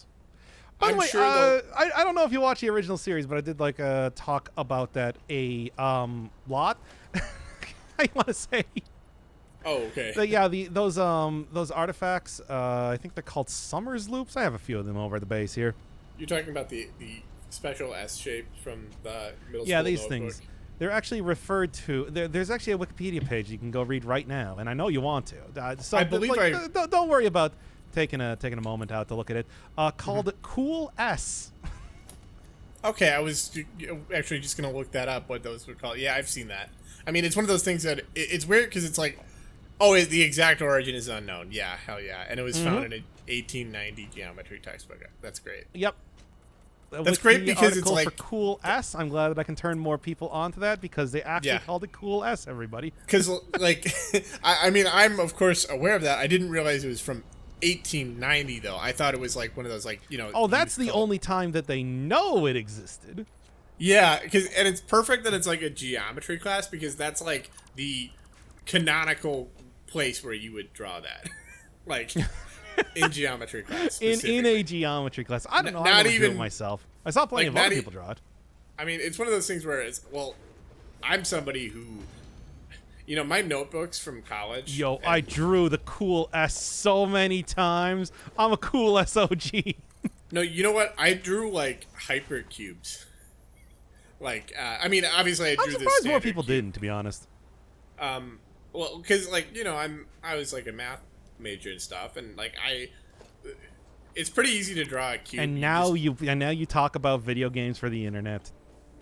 I mean, not professionally, exactly. But oh yeah. Well, you don't pay and me. this is where all of your math knowledge. What has it done for you? Yeah, no, I'm just describing. Yeah, I was actually like working out, like, how can I make the Catalan numbers into a category? Like, that'll be fun. Okay. Let me just real quick here. All right. After I asked, well, idiot, are you ready to factory? The last thing that you sent me was the square packing in a square problem Wikipedia page. Yeah, and I didn't even send you like the best ones, which was like 17, which is just an obscenity. And that was prompted by me talking about Satisfactory and specifically the disc covering problem. Yeah. So I suppose who's the real fool here? The audience for watching this. You really want some nerdy shit, look up a Voronoi diagram because that's basically what you're doing.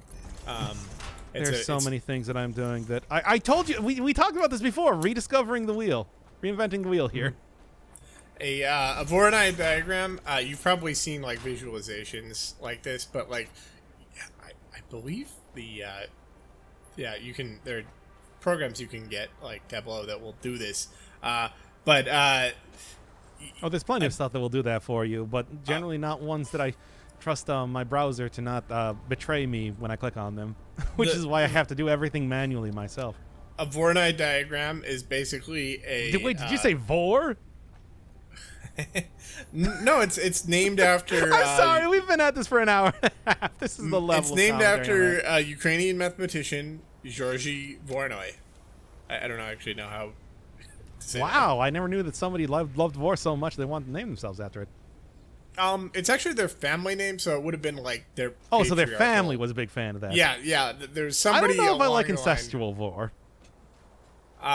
Well, it's not necessarily. It could have been that they had a preference for it very like early on, hundreds of years ago, and then passed it down to their children in the family. Oh, name. did I? And- I never actually hooked it back up to the electricity. Yep, that's I important. mean, I knew you were a huge fan of Vor, but yeah, like multi-generational. That doesn't seem like something.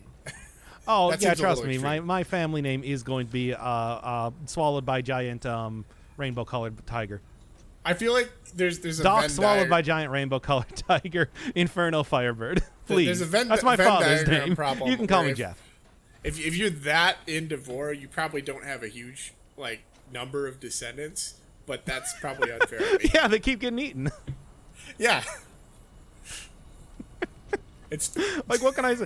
Hey, what's 270 divided by 45? that's gonna be like 6, I believe. Okay, that'll Exactly. work. Yeah. This I is one think of I those would be able things. to do this myself, but Well, it's unusually fast how I did that because I've been when I bike, when I do like indoor cycling, I happen to like I just go through your calculating. multiplication tables. Well, yeah, because a mile is approximately 1.62 kilometers. It's actually a little bit less than that, but 1.62 is actually a round number in Why base have we 3. not just started using the metric system yet? Yeah, it's I guess It it's one of makes- those mysteries like the daylight savings. well, you get used to The get holy used to, mystery like, of daylight miles. savings. Like, I mean, you know, even in like Britain and Canada, where they have switched to the metric system, Where they still have use better math systems. Well, I mean, they still will use like miles because it's like people are just. I think. I suppose I know in Australia that they still use like feet and inches for measuring people's heights for some reason. I don't know Well, why. wasn't it? I believe the metric system was one of those things that, like during the French Revolution, it really took off because like they were trying to rationalize everything, and it was a very good thing. But it's like you think about like cultures that didn't get taken over by Napoleon, probably are just averse to it because they've got that cultural association. It's like, well, we're not doing things the way the evil French are, the conquering French. It's true. America very much not fans of France for a very long time. That's why we called them Freedom Fries.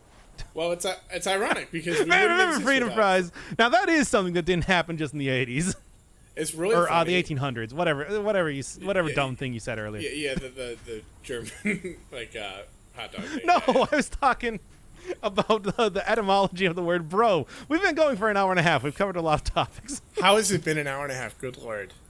I like Satisfactory. It's a game you can play for a long time. Yeah, you could just completely shut off your brain. Yeah, and then we can sit here and talking about Freedom Fries. Hey, opinion on malted vinegar on your Freedom Fries? Malt and vinegar. I like the potato chips. I haven't really had that as much on fries. I just haven't tried it. I think it's pretty good. That and speaking of I guess it's not Australia. That's Canadianism, but like mayonnaise on French fries, pretty good. Yeah. That's not the poutine. That's gravy. Okay. Yeah.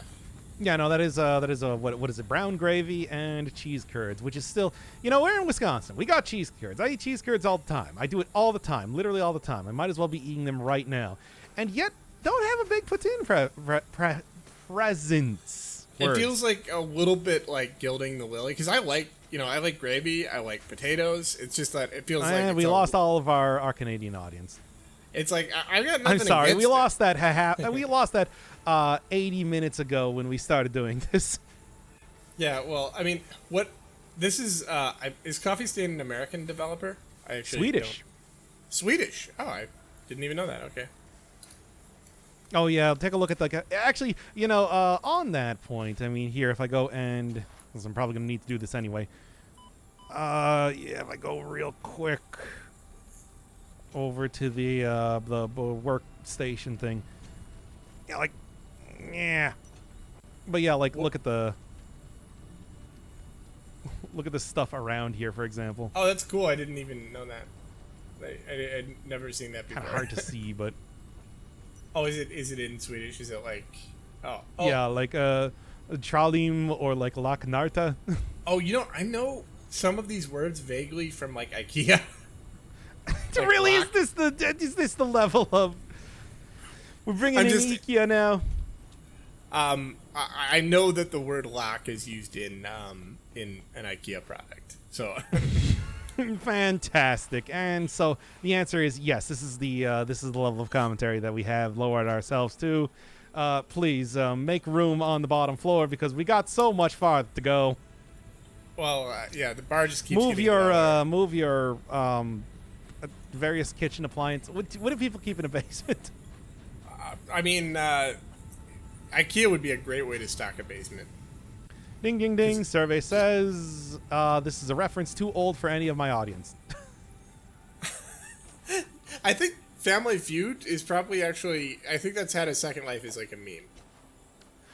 Yeah, In the same true. way- Steve Harvey has gotten out there. The man is very memeable, mimetic. I mean, I think the logic of He has Family inserted Feud, himself into the public consciousness, yes. there was also that It's Not Always Sunny episode that takes place on a Family Feud episode. So I think they probably. What the hell? I didn't even know that happened. Yeah, I seem to remember it was actually a really good episode. Doesn't Like, I surprise mean, me. it's a great comic premise, the whole thing where it's like, what do other people Oh, yeah. think? I mean, I saw that on, like, the young ones back in the 70s. I think they do. I wasn't alive during the 70s, I mean. I think they do a thing where Charlie is one of. I wasn't watching British television back in the 70s. I mean, I wasn't alive in the 70s. So the Family Feud episode, I think they have a bit where Charlie turns out to be one of the judges, or one of the people who's surveyed, and so he just has this insane thing, and the guy gets it wrong because he would never have guessed that. That's about right, yeah. Yeah. Did they survey the audience, by the way? Like the No, I thought they studio just surveyed audience? people on the street, or or just made it up. Whatever, it doesn't matter. Are they conducting like scientific surveys of the population? Yeah. Steve Harvey, Steve Harvey's peer-reviewed journal of Family Feud questions. It's the most famous anthropology journal to exist. Yeah. What's something you like to eat where you're watching TV? I'm gonna answer ass, Steve Harvey. Whoa! That was 3%. 99%. I mean, 99%. Congratulations, you're the winner. Do you win after God. that? I don't know. Good lord, this is going off the rails. Like, just No, it's very- gone on the rails more than we could have possibly hoped for. Yeah, it's amazing. You haven't even built the monorail, and this already gone off. Oh, of we're it. not at monorail just yet. I mean, we will be because I picked up all that stuff earlier. But it's like, yeah, I need to go get my my concrete production up a little bit more. Unfortunately, I don't think I'm going to be able to do that until we actually finish up the many other things right now. But basically, at this point in time, I do think that I have enough for... since we're actually talking about the video game again, I do think that I have enough to start to get coal production, like steel production up on here. And, start getting the wiring done on the basement floor. In fact, you know what? sure. Let's start doing the wiring on the basement floar. See, you're right. That's a good idea. Oh, apparently Coffee Stain Studio it was best known for Goat Simulator, which I had never heard of until now. I think I literally started out the first episode of that series talking about, like, most well-known for Goat Simulator. Wow. Or Goatsy for They sure. also, if you look at the boombox, have, like, Goat Simulator soundtrack on there and everything, too. Oh, that's cute. Yeah, and It's expected, apparently, though. oh, there we go. We're back into it. Goat Simulator was originally intended to imitate GWAP. Yeah, and it does. I don't know if you ever played that game or saw anybody else play it before. It's I've never seen pretty wild that, yes, the Goat Simulator. Yeah, like I started out, I think, the first episode by, like, yes, from the makers of Goat Simulator, it's Satisfactory. Hey. Check it out. Yeah, and it's weird because I mostly associate them with Deep Rock Galactic, which is a pretty good game actually. Did they also make that, or did they just have that in the game? Because I might have still just- am not quite sure on that point. point. They might have just been the publisher. I can look this up. I have the Coffee Stain Studios webpage open. Please start reading the Coffee Stain Studios Wikipedia page, and also the Okay. page on sandwiches. I see. So they published it, but it's actually made by like Ghost Ship Games, which is Danish. Okay, great. Then that would explain why there is music from that game in here, but it is not. But you have to find it because it's secret. They're ashamed of it, and they don't want you to know about it. They only want you to know about goat music. Oh, they also published Valheim, which was another. Wait, what? They did? I mean, I Yeah, guess they do. they They didn't- publish a lot of different games, but I They didn't realize. They didn't. Not really a lot of them. I just happened to have played quite a few of these. I mean, it's that game did take over for some time. I'd like to say. Yeah, I've definitely. I don't know if it's still huge, but that's because I'm not. Like, look, I watched like two streams of VTubers playing Valheim. That's about it. There's like a billion survival games too. I don't. Like what is it? Like I keep talking about Urge, the one based around piss. Oh, like the soda Urge that's made of piss. No, that's Squirt. Oh, okay. Yeah, did you know that Squirt is piss? Yeah, and We can't. We have to stop that one right now. But Oh, is there? It's a survival game, but there's a piss mechanic in there. Is that what it is? Oh, there's not a piss mechanic. It's based entirely around that. If you piss on the ground, it will cause literally like weather events to start occurring. Eventually, eventually increasing to the point that you get killed by piss cultists. There's no way that's not true. They wear raincoats because they're the yellow colored, and they wield like shotguns and gas masks to protect themselves from the piss fumes. God, this sounds like just like a Rick and Morty episode. Man, you haven't even gotten to the point where it's just like one of the major advancements that you make in the game is creating a biological toilet, which is exactly what you think it is. Wow. Yeah. I can actually I can imagine what that would be. So. Yeah, it's exactly that. Wow. I want to play that game. I want to play it in early access. They just introduced an area called Orlando.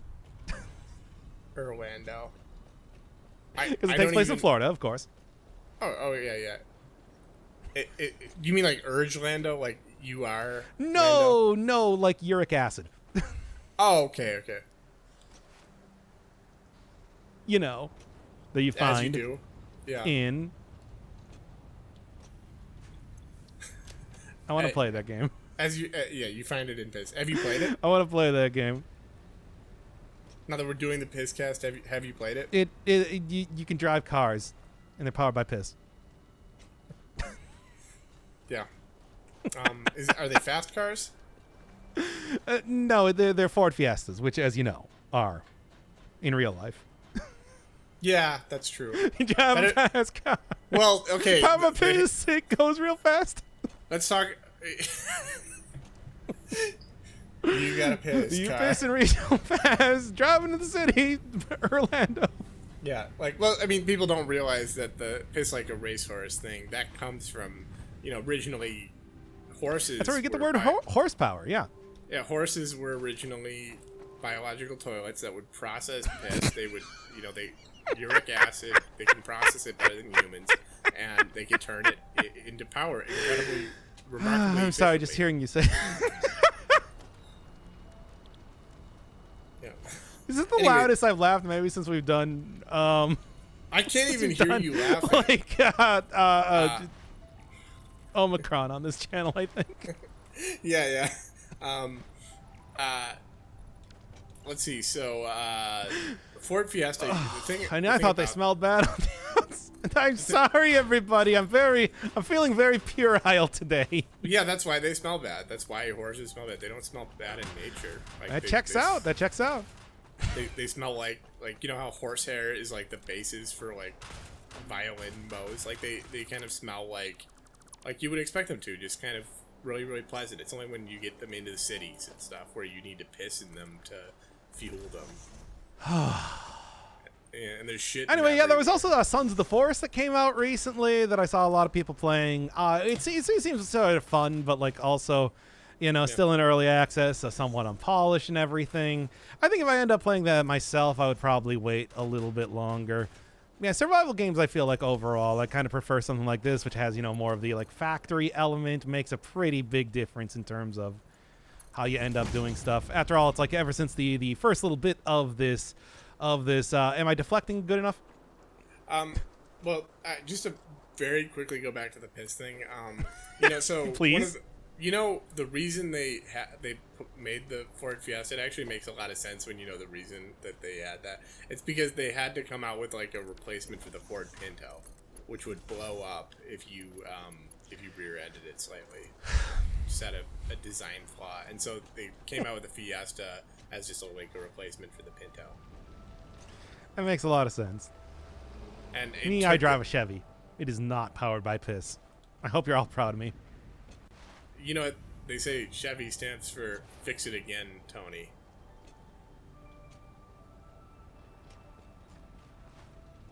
Elaborate. Chevy. The word Chevy stands for "Fix It Again, Tony." I don't get it. Okay, I'm sorry. I don't want to explain. It's a callback to King of the Hill episode 1, where Dale says that's what Ford stands for. Fix it again, Tony. And Hank says, "You're thinking of Fiat, Dale." How long have I been going for? We're not even like 20% the way through of this episode. Oh my god. I do want to make that clear because I feel like you might have forgotten that we are going for 40 hours. This is the marathon. I've actually. Yeah, it's the Desert Bus, except it's the Desert Factory. Well, what's the Desert Bus in this context? I'm sorry, I just don't recognize. Desert Bus is a game that came out with a. That one. I know what you're talking about. Wasn't there like a celebrity tie-in for that one? The one where you. Yeah, that was Penn and Teller. Penn and Teller. Okay, yeah. Penn and Teller's. I guess not a celebrity tie-in. Smoke and Mirrors. Smoke and Mirrors was the main game. It never actually was released, but that would have been the like actual adventure game associated with it. But it had a bunch of jokey ones. Desert Bus, which was a play on like hyper realistic super games, except you just drove a bus for 8 hours. Yeah, I guess calling it like a celebrity tie-in when it's clearly like Penn Jillette was clearly a major creative force behind that. Oh yeah, they also had like FMVs of them and everything to introduce the games, like Desert Bus itself. But that's the one that had the most staying power out of any of them. Again, because the game was, well, first off, unreleased. It was never actually released. And, so it had very few people playing it, but something about the idea of having a hokey premise being that you are driving a bus for 7 hours made it... I guess it's inherently interesting in some ways, right? Oh, yeah. It's a Bennett Foddy style game. We're talking about, like, these, kind of ridiculous concept games. Yeah, but Bennett Foddy does that specifically. I am still I was watching somebody else play Bennett, B-Man food guy, getting above the mountain, and it's like I still am shocked at the amount of people that are just like, he's just making fun of me, and it's like nobody pays attention. By the way, Ava Maho, who created Golfing Over It with Ava Maho, an officially sanctioned, I guess, criticism, rebuke. Version of Getting Over It with golf. I mean, it's in the name. Also is now making the rounds with a game called Pineapple on Pizza, which I've seen a lot of people playing too. Okay. I've never heard of these games, but it was funny because like when you were describing Penn and Teller, I was thinking of that Simpsons game, like the putting game. Damn it! This is the wrong direction. Lee Trevino. Yeah, I was wondering what you were doing, and I was just assuming Lee Trevino's putting. Something putting challenge. Yeah, it's like, are you sure you want to use a the driver? 7 iron or whatever it was, the 9 iron. Yeah. And then it just goes into You a are in the lot. parking lot. Game over. Would you like to play again? You have selected no. Buy me Bone Storm or go to hell. I ate the bones? Or No, you could have made a reference to I only entered my name. Thrill House. everything's coming up Millhouse. Okay, here, let's get this in the actual correct direction this time. Yeah, Millhouse playing Penn and Towers. The dud? Yeah. I was actually... Poindexter, he looks like you. Yeah, I was actually thinking of... And we're back to referencing shows again. We drove all the way to Las Vegas. It took 6 hours, but we did it. Well, now you've got to drive We back. drove 7 hours for this. Speaking of King of the Hill. Was that when they go to, like, Arkansas? No, that is when Hank Hill has a cameo in Springfield because they were playing a football game there. Oh, okay, yeah. That was a thing that happened. I remember that was, like, the Bart football episode, right? I believe Or it so, might have been the yes. Lisa football episode. Those might have been the same episode now. As opposed to the Lisa football episode, as we all know. I think, wasn't that like a bit where like they were teasing Lisa playing football, and then at the end of the day, it's just like no big deal and nobody cares. It's like she's trying to. There was like a scene where she appeared there. So I don't remember exactly what it was. Like it was just a brief scene where she shows up and says, "Yeah, that's right. A girl wants to play football," and then Flanders is like, "Oh yeah, you can join us. We've already got 3." And then she goes something like home. that. That was pretty okay. Yeah. If I remember correctly, I don't know. Look, my memory of The Simpsons is not as good as yours, clearly. I don't know. It might be better. It might be Have you like heard even better than yours. Like I've never heard of the steamed ham sketch. The what now? Oh, it's the superintendent. He comes over and he has this, No, I've never heard of that character before. Does he appear on the show often? pretty infrequently, but he's kind of he's a recurring character, mostly associated with like Skinner. You know Skinner, of course, like the Is that Armin Tanzarian? I believe that's non-canon, but yeah. No, they've referenced it in other episodes. I'm trying to think of the one where Lisa is saying to Skinner, like, is mocking the premise of the Principal and the Pauper, like, in another season. I don't know. Okay, Armin. Yeah, that was pretty much the one time that I remember that being a thing, at least. Did they ever come back to that? I feel like they didn't. Even though I'm sure in like in season 37 that they came back to it. Yeah. And there was they brought back Skinner's they brought back real Skinner's son, and he was I'm just referencing the Frank Grimes bit if you're wondering about that. Yeah, I know. If you saw that episode, and you did. I actually never saw the second episode. Oh, I saw it. It was bad. Okay. That's what I heard.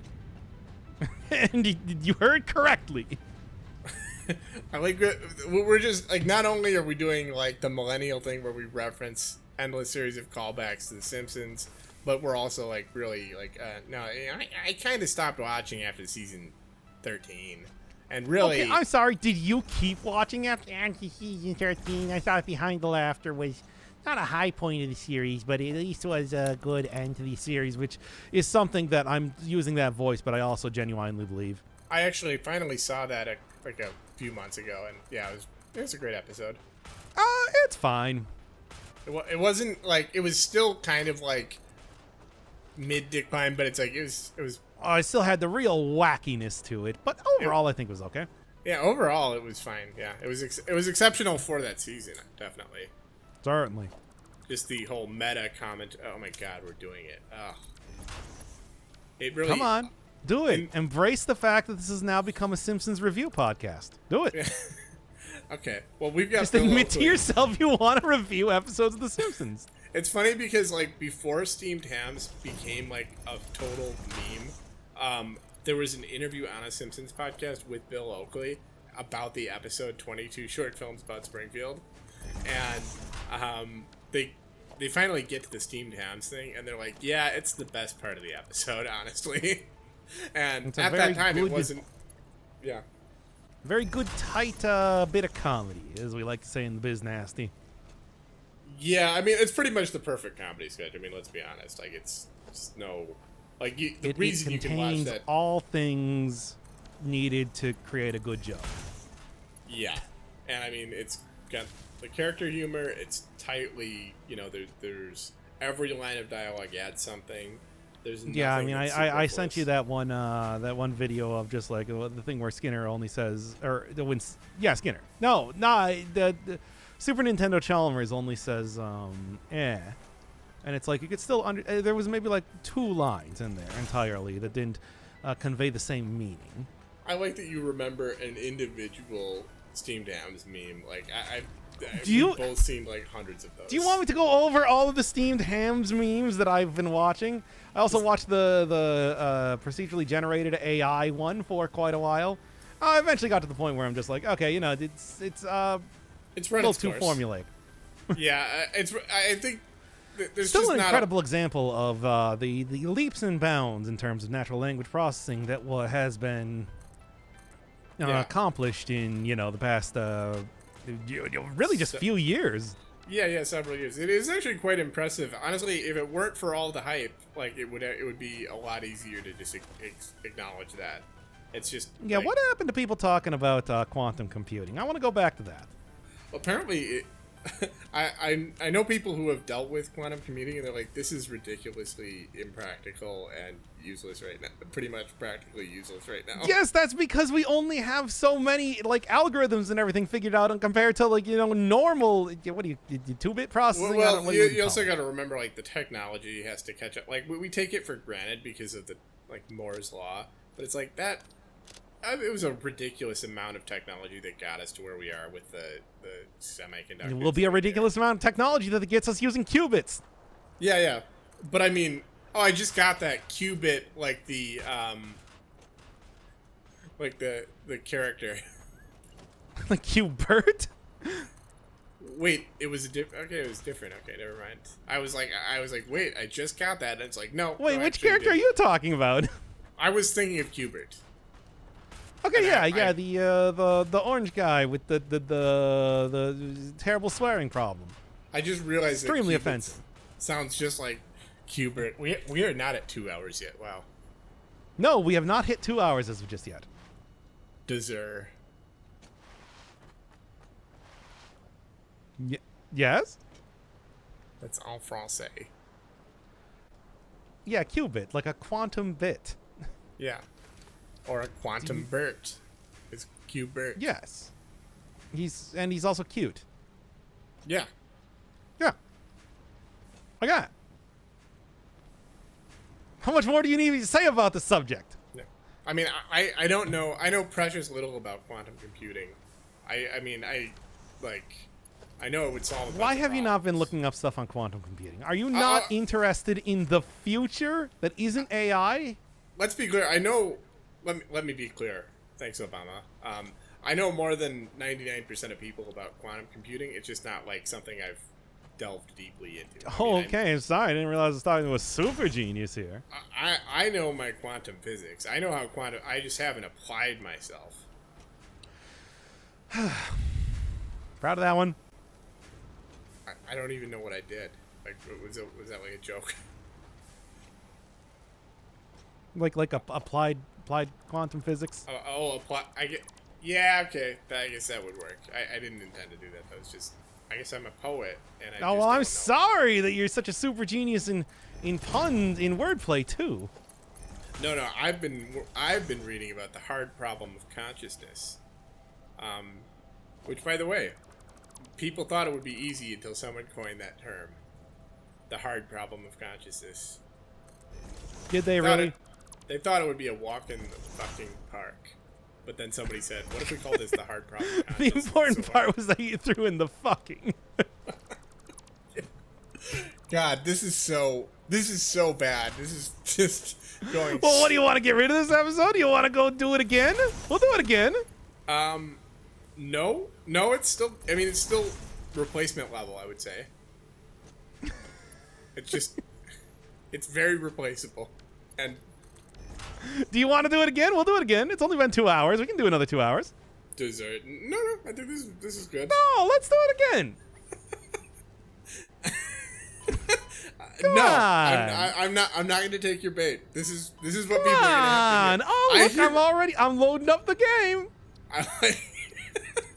I'm doing it. No, but seriously, I think we had a good hour and a half. Oh, okay. I think That's what I thought. That's what I thought. I thought you didn't want to turn. I thought you didn't want to turn off the episode and do it again. I mean, those are different questions, though. Whether it's quality and whether we want to redo it. These are. Well, I mean, we can always just redo it here. I'm just just all I gotta do is just click on this this button right here. What are you being hit by the way? That's a hog, not the turbo powered ones. Oh, okay, it's hard to tell, but yeah, okay. Yeah. I mean, when we're about to restart the episode like that, right? I would prefer not to quote Bartleby the Scrivener. I don't think we've gone too. Let me rephrase that. I think this is terrible, but I think it's also what the viewers will want from this. Anyone who's watching this. Hey, baby, we're just giving them what the viewers want, like a tabloid. Exactly. Yeah, exactly. we're the Fox News or the Daily Mail. See, I told you, you made it to the secret 2-hour mark. Now we get political. Yeah. Well, Sometimes I don't get political. I'll eat up all your crackers and your periodicals. Yeah. Your mags. Yo, fat girl, are you, methodical? I think we've lost the thread a little bit. But yeah, I called you fat. Look at me. I'm... Okay, well, since we're so deep into this, I gotta say something. I've been cycling, doing indoor cycling. I've mentioned this a couple times already. Okay, I don't know why. It's like, okay, now that we're 2 hours in, we can get to the real shit. I've been exercising. yeah. No, this is the X-rated podcast. Yeah, this is the part where we get to the sexy. But where we get to the sex.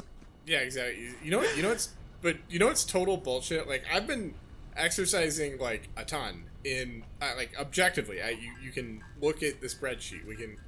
We'll link it down in the description. No, we're not actually going to do that. I'll link it down in the description. Don't tempt me.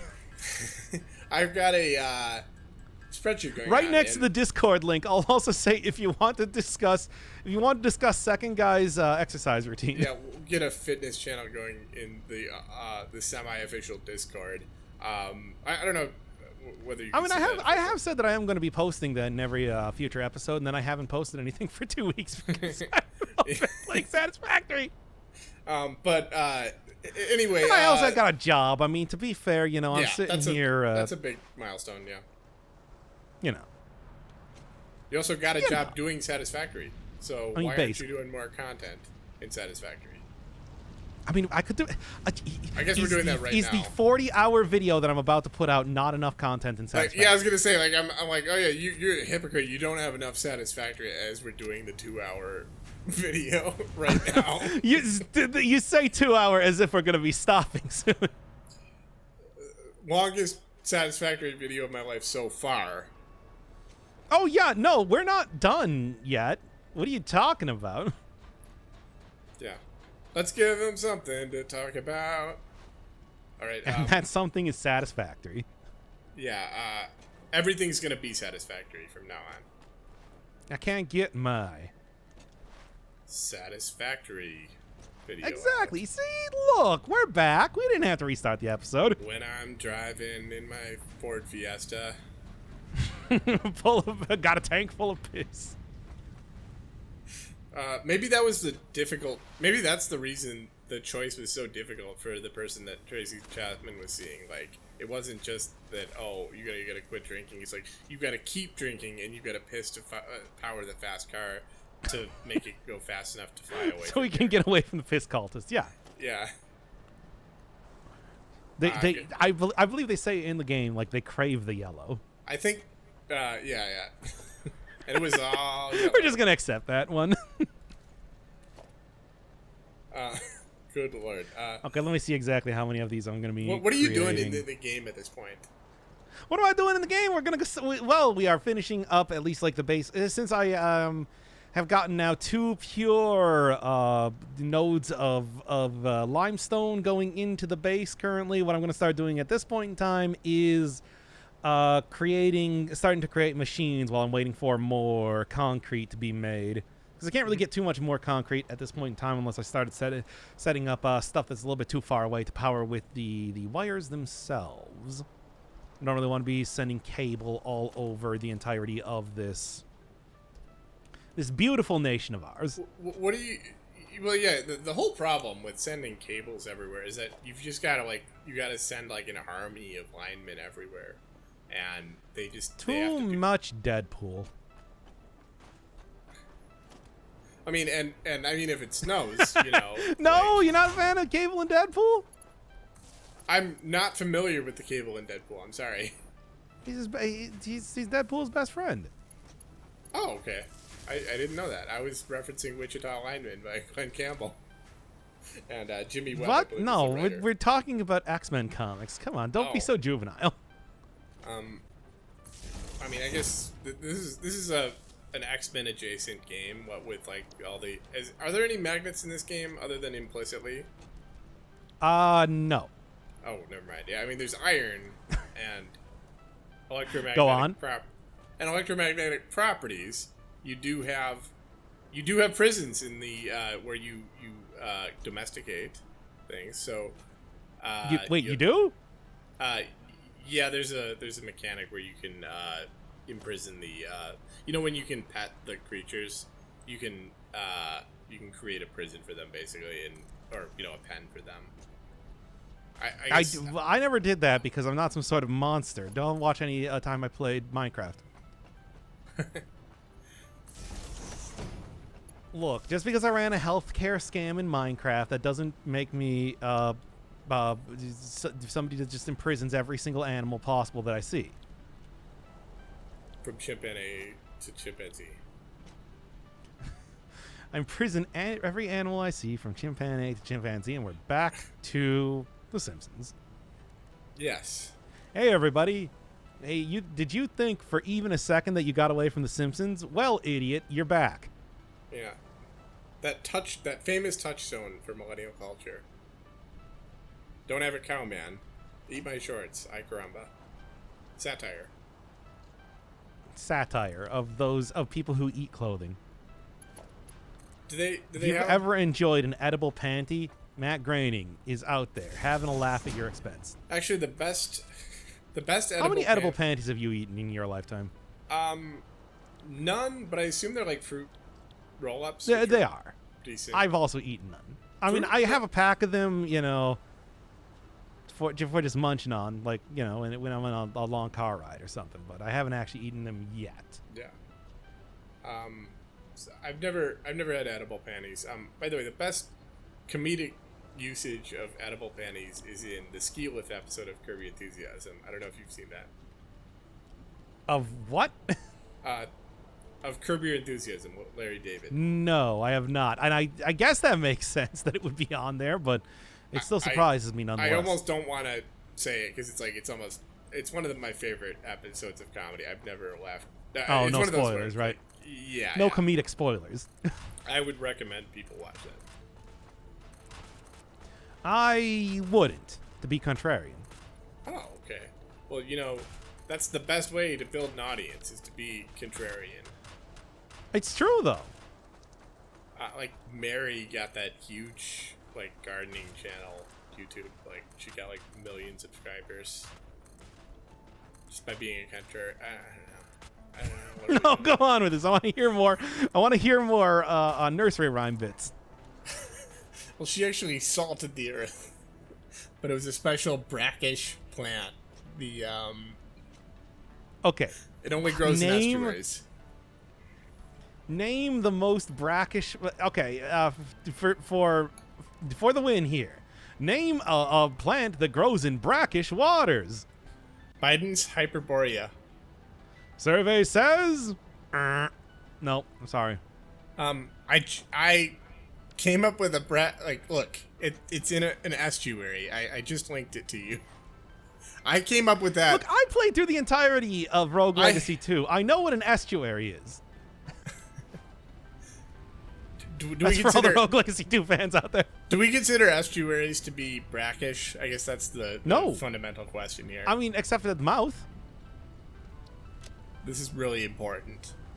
It flows out into the ocean, not into the land. I mean, an estuary is just between... It's not between land and water. It's between freshwater and saltwater. Yes, I know. Yeah, but it flows out into the freshwater. Or the saltwater, I mean. I didn't realize that. I mean... I am... Okay, look. Okay. We are going to have to stop the episode and look up an estuary right now because I'm fairly certain an estuary flows into the ocean. I guess, is it like... So the word estuary means like like into or something. Yeah, Is that est what you're saying? in tuary ocean. It says, yeah, okay, so it's a coastal body of brackish water with one or more rivers or streams flowing into it. Water flowing. Well, you did say it was just brackish, so I guess I was wrong. They form a transition zone between river environments and maritime environments. Okay. I don't know if it has to be one way or the other. I'm assuming it's just like... Are there different kinds of estuaries? Is there an inverse where it's Okay, here's where I got to admit that I'm not like a wetland biologist. a marine biologist Seinfeld reference? That Go is, back to references. this is not marine. We are not in pelagic territories. Pelagic? What is that, like a Dark Souls Open reference? water on the ocean. Oh, okay. I didn't know that. Somebody didn't play Darkest Dungeon. I also haven't read Moby Dick. And whose fault is that? Well, it's my own damn fault, to quote the philosopher of yore. Who? We Jimmy Buffett. Jimmy Buffett. Oh, James Buffet. Yes. Oh, yeah, yeah. I'm aware of his works. Jimmy, actually, it's Jimmy Buckets. Jimmy Butler. Oh, On the Miami no, that's his Heat. father's name. Yeah, yeah. Dr. Inferno. What was the thing I said earlier? Oh, you were saying that the Ukrainian mathematician... Oh, yes, eaten by a rainbow 408. tiger. Infernal Firebird. Thank you. It took me a second to remember exactly the dumb thing I said. I don't even... Did you say that earlier? Just now? About an hour and a half earlier, yeah. Oh, my God. Oh, I'm sorry. Are you not here for the 40-hour marathon that we're doing of Satisfactory? I just put my head into my hands. Oh, I could hear it. I hung my head, literally. Johnny Yep, Cash yep, reference. right on the face. Good meaty slap there. That's what I like to say. No, it was more just like I just slowly hung my head. I hung my head. You did it. I mean, look, it's force plus momentum, right? Force is momentum plus weight, or whatever it is, right? Force is momentum times velocity. Or, I think it's momentum times velocity. You have a fat head, is what I'm trying to say.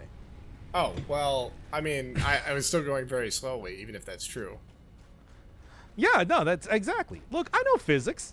I'm all about physics. I'm a direct descendant of Fatty That's Arbuckle. what I have my doctorate in. Oh, yeah, that's right. I never got to the point of the exercise bit. The point of the exercise bit is We got like 2 hours in here. It's been another 13 minutes, and you never actually talked about that. I have been extremely active exercising, it's improved every every mental and physical element of my health. Except I haven't lost a single pound in like 6 months. It's so stupid. Like I'm like much happier, much healthier. Mental health is better. I'm able to extemporize for apparently 2 hours just because, in part because I was, exercising. Yeah, you've been doing a great job too. This is all Great. excellent content. This is gold, Jerry. been acclimating my way back into normal life after the pandemic. Thanks to exercise. Haven't lost any weight at all, and I'm not eating that much, so it's not fair. But I don't believe you're not eating that much. You said you got the receipts on like exercising. Give me the receipts on your food. but that's time consuming. Besides, I like eating. I don't want to. I do too. But I'm also not somebody trying to lose weight at the That's moment. true. I'm trying to play Satisfactory. Oh yeah. Let me tell you, I have proof of my ability to play Satisfactory. Observe. The proof is in the weighing of the pudding, or whatever the fuck that's saying. In the it's literally happening right now. Yeah, the proof is in the pudding, or the proof of the pudding is in the making. What is up with that phrase? What is it? What does proof in the pudding mean? Is it just like, is it supposed to be like a spoonerism on pudding or something? The proof of the pudding is in the make. I don't know. Something. Let me just look it up. Look this up. Look, I'm playing Satisfactory. You got to look up. You got to be my fact checker. The proof is in the pudding, and the proof of the pudding is in the eating. That Oh, actually really? does That's kind of. That actually makes sense. The proof of the pudding is in the eating. Oh. And Okay, I think fair enough. there's something where like the pudding of yore used to be like really gross, like or it was like meat pie. Oh yeah, it could be like a meat pudding. I didn't even really consider that, to be honest. There's a hodgepodge of minced meat, spices, cereal, and sometimes blood, all crammed into a sausage-like animal casing and steamed boiled. Yeah, like a black pudding, basically. Yeah, I know they're trying to make it sound gross, Blood but that pudding. actually does sound like that might be good. It's gross in the way that Really? like ground meat is tasty. Like, let's be honest, it does. Okay, taste I will really give good. you that one. I mean, I understand honesty being. aside. I understand being viscerally disgusted by it, though. At the same time, like obviously, like It's true. We are. This is a vegan channel. We only talk about. Oh, come on now. we already talked about a slaughterhouse. Was that on this version? Like the building the slaughterhouse for the hogs? Because we literally. Well, I think mean, we I was said that. killed by a jetpack hog, so I feel like it was probably something that we talked about on this one, Okay, or not. I don't really know. leaving on a jetpack. And it just goes on like this. Simpsons reference? You just kind of trailed off there. Yeah, it was Homer's vow, jetpack powered monkey zooming across the Oh, desert. that's right. It just goes on like this. Yeah. Okay. Yeah, I was referencing John Dever's leaving on an airplane. Again, why do you gotta be so puerile? Leaving on a jet plane. I'm sorry, that actually makes less sense when I say airplane. I mean, does it? Leaving on a jetpack is. And I got hit by a car. Yeah. Was it a fast car? Yep, it was covered by piss. Is it fast enough to fly us away from here? Oh God, no! We're stuck here forever. Like, to even assume that sort of thing is folly. I really like that song because it's just Fast all car this, or yeah, fast car. I mean, the Humpty it's not a Dance by controversial Digital opinion. Underground. I feel like that's a pretty well popular song. Yeah, fast car. But it's just like I thought you were talking about Humpty Dance. No, I was talking about Fast Car by Tracy Chapman, the acclaimed working class anthem about an abusive relationship or a difficult relationship that's going nowhere. Well, just like this, And also cars. yeah, and I just like how much it's just like the chorus is just a bunch of words like about cars. I remember when you were in your car, you're going so fast, it felt like we were drunk. And I remember driving in the car. It was a fast car. Had some great How times many back lyrics then. do you remember from Fast Car? Oh. You gotta make a decision. Leave tonight or live or die this way. You That's the gotta end of make the a song. decision. You got a fast car. Is it fast enough to take us away from here? You Okay, gotta there we make go. that decision. I guess that's the same one. I'm interested. I mean, sort of. Hey, there's plenty of songs that do that. I remember it was fast.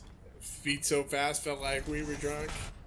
And I remember. You got the IEI, and you couldn't remember that when we were talking about you couldn't remember the AAAA when we were talking about next episode.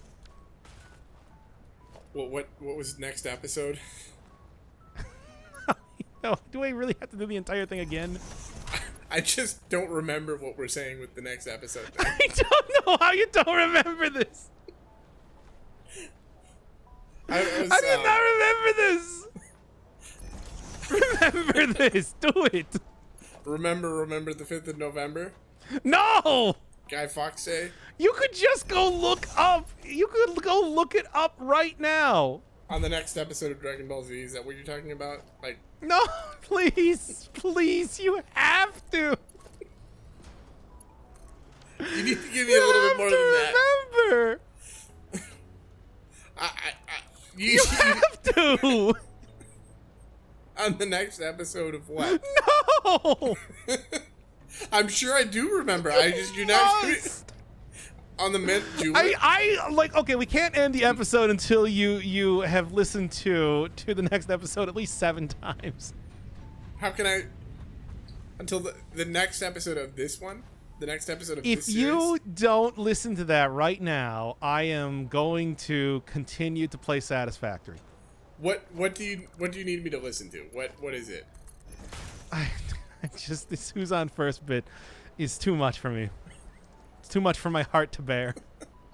I'm probably just being uncomprehending, but I just uncomprehending. You're probably just being incomprehensible. No, I'm quite uncomprehending right now. Or incomprehending, as some of us like to say. Uncomprehending, incomprehending. It's the comprehension that we're talking about here. Uh-huh. Folks, we're talking about 2-letter syllables that you can put at the beginning of comprehending. That's the bit we're doing right now. Folks, I know you're all here for the linguistics bits today, and you've been getting them non-stop. Non-stop hits. Only the hits regarding etymology and linguistics. This is kind of the text of millennial culture. Is it? I mean, I feel like we've kind of bridged the gap. Are we doing Millennial Seinfeld right now? Because that's always usually what this sort of thing turns into, right? Well, AI Seinfeld turned into a bunch of like hateful speech, and they had to cancel it. It was the one. Come on now. Yeah. What was it? Oh yeah, that's right. We never got to. Oh yeah, I was gonna say. I Dream of Jeannie. You remember that when we were on that that bit? Oh, we did actually talk quite a bit about 50 sitcoms, didn't we? Okay, so I think we're good. Now we're just Seinfeld. I was gonna say like the what was it? We didn't do that many references though. I was gonna say that I Dream of Jeannie, in addition to being a really terrible show, I believe it was pretty bad. Was a great song by Stephen Foster in the about a century before that. I think indeed it was. That's why they named it after that very song. Yeah. Also, that song was it was when there was a strike by the, I believe it's the musicians union, or it might have been the songwriters guild or whatever. They played that song nonstop because it was in the public domain in 1946. Really? So there's a whole generation of now very, very old people who remember, just incredibly ancient people. Like I'm talking like people who are upwards of 85. Okay, so if you're watching this and you're upwards of 85 and you remember the strike, we have literally done this is for all of our octogenarian things that was in the Hitman episode. Yes, it was. I'm just saying like this specific. It's an event in living memory for the octogenarians. In living memory for those who were around for it. In living color. In living color for the many more people who were around for that. Well, it was in living color in the sense that it was on the radio, but the radio would have been in color when you looked at it. The radio was if you were staring at your radio, it was likely in color unless you got a black and white radio. Yeah. Perhaps you have a thing for monochromatic type of aesthetics. I Which feel I like- can understand that. I feel like most Minimalism radios is an intriguing, is an evocative art style. were radios typically monochromatic. I feel like I don't know No, if that's, usually saw like the wood paneling on them. At least I thought. I mean, I guess I would consider wood paneling plus black to be monochromatic. I would say that's more of like an accent. In the sense that it's like one color, correct? Yeah. I don't know. I don't know if I can give that one to you. I feel like monochromatic doesn't. I feel like that means that there's exactly one color. Well, if we're gonna get it pedantic, then black is a hue. Okay, in what definition is that? That is all. It is almost always referring to black and white. You have played the Dungeon Grandpa's game. The last game I played was actually called Hue. It was a. Oh, hey, I like, was actually looking at playing that myself. Yeah, it's a free during like a Steam sale last week. Yeah, it's pretty. Yeah, the physics one. I saw a bunch of VTubers playing it. Yeah, it was all right. It was like we've both played like 100 of those style of games, so. Look, we played a lot of puzzle games around. Wait a second. Even on this I channel, kind of yeah. remember people saying, are they making a sequel to Talos Principle? I heard Or there was might that have just been- something maybe- people were maybe speculating on some- based on some? And maybe- I'm confusing that because we've been Talos doing this for Principle- 2.5 hours. No, there's a reveal trailer 1 week ago. Apparently, I'm just looking this up on Google. I think I heard somebody saying that.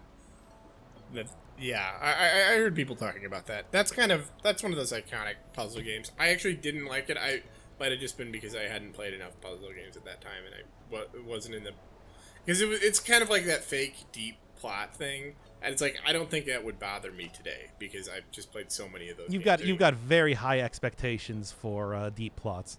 Yeah, and like I feel like after playing Hue, I'm like, yeah, no, I respect that kind of game where it's just like it's not deep at all. There's nothing going on there. It's just like, well, what if we did a little bit of text I think about you have played way too much of The Witness, and that might be my fault.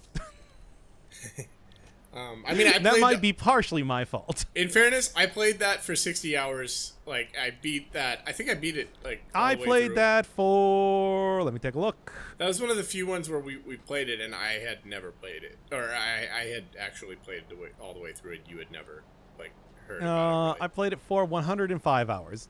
Okay, yeah, but you also did a video series on it, so that's a little inflated. Yes, unlike, say, something like the Satisfactory, which I already did do a video series on, then did it again. What, are you on, is this second season? Is that how you're doing this? That's how I called it, Season 2. Okay. The Okay. sequel to Satisfactory, which is to say it's still Satisfactory, but I'm doing it again. Well, I mean, it's kind of like it's also like it's not the second factory. It's actually the second sequence of factories at this point because you're doing it. Yeah, as it's true. This is hardly the second factory. No, this is the Slab 4.0. It's kind of a Satisfactory thing. If you, I don't know. It's the Slab XY, like Kyle XY. Do you remember that show? I actually found out recently. Vaguely. Apparently, there have been a lot of episodes of Timo Supremo that have been lost. Like they were destroyed in the Universal Fire of 2009. No, it's more like they just didn't really play them on air too much. So They just I remember lost watching that show back in the day. Why I don't know, but Kyle XY. yeah, you remember Kyle XY? Remember he doesn't have a navel I because he's didn't. cloned. Oh, I barely remember that. Was that kind of like from that same factory and animator who did like the Fairly Odd Parents? That or was whatever? not an animated show. Oh, Kyle XY was not. Okay. Oh, so that was like a Disney Channel show. ABC Family, Okay. I think it might have been Fox Family at the time. I think they were owned by the Family Disney. Channel. You know the one. Yeah, I think of Disney Channel as a family channel. Yeah, I mean they're pretty much the same thing. They're like literally the same thing. The Proud Family. They brought that back. What's up with Okay. that? That's a decent I mean, I show. guess I like that show. Yeah. Kind of It was nice. decent. Yeah, kind of the classic sitcom form, just animated. Except animated, but given the Simpsons treatment, I suppose you could say. Yeah. I mean, it's kind of it's weird because it's like I guess The Simpsons was basically like, what would you say is the nearest like thing that The Simpsons was based on? Would you say like The Honeymooners? Married with Children. Married with Children is probably the best analogy. Yep. Wasn't that like? Yeah, it seems. I mean, it is like that was a runaway hit for Fox that really turned it from just being the channel that it was before. Yeah. Yes. In the famous network wars, they were the fourth network. Yeah, exactly. As we all know. And now they're the first network. First among equals, or for Foxes. Primo inter pares. I heard somebody saying that on like an academic podcast, and I'm like, that was needlessly pretentious. You didn't need to say primo inter pares. Just say first among equals, for Christ's sake. I have never heard that phrase before. Is that a thing that people that pretentious people say? Yes, I mean, in first among Should equal, I be saying it? I don't know, maybe. I used the word pelagic earlier. Yeah, but that's just a fun word. It is. And again, I did just pretty much steal because they used it to describe the fishmen in Darkest Dungeon. And in Speaking of which, I'm supposed to play Darkest Dungeon 2 let me check my watch. I've never worn a watch before. I'm wearing one right now. Fitness about watch. 60 days ago. For cycling. Wait, what? Yeah, it's been a while. I got Satisfactoried. By the way, what happened to Hitman? Are we still doing Hitman?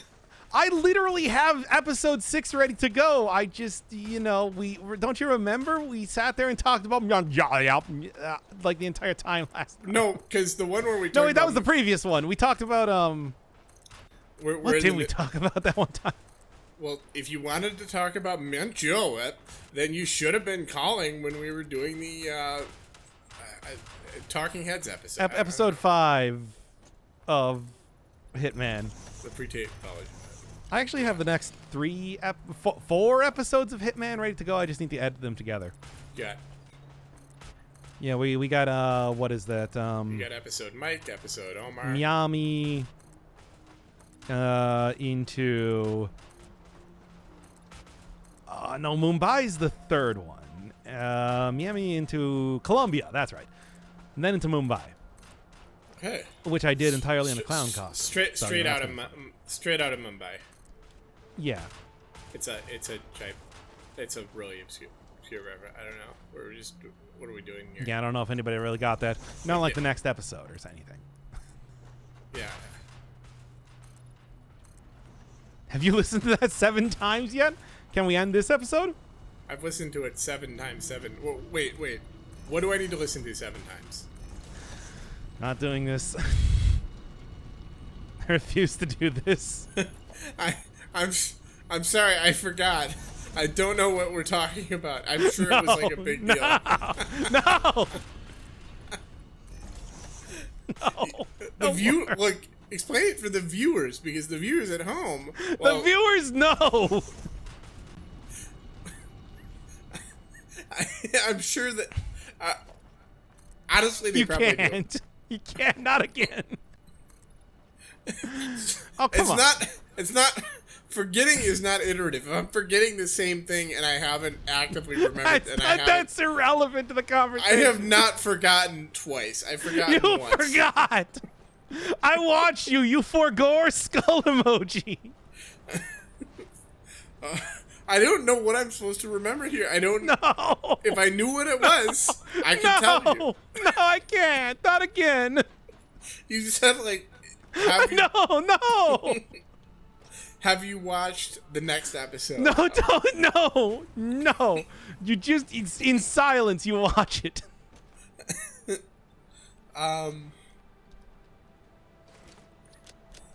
Did you send me something to watch? Is that maybe what we're talking about here? Yeah, go back in Discord and go watch all of the videos that I sent you previously. Yeah, we actually don't send. Oh yeah, you said. Oh yeah, there it is. Steam dams, but Chalmers can only say. Wait, you didn't actually watch that? I sent that. I perfectly curated that video. I actually did watch. I watched that. I mean, I knew about it. I've also seen hundreds of others. I didn't realize you literally had sent that to me last month. Mendoza. Yeah, when post. we were talking about it. It's funny, Probably all these during the last videos time are that we just recorded anything because I got lost in this factory that I'm currently creating right now. All the things you've sent me are Simpsons episodes. All the things you send running through my head, running through my head. Yeah. What is that? Cascada, I believe. I don't remember what the name of that song All the is. things you said. No, I mean the artist. It's It's Tattoo. Oh, yeah, of course The Russian band, I believe, from like the mid 2000s. Yes, no.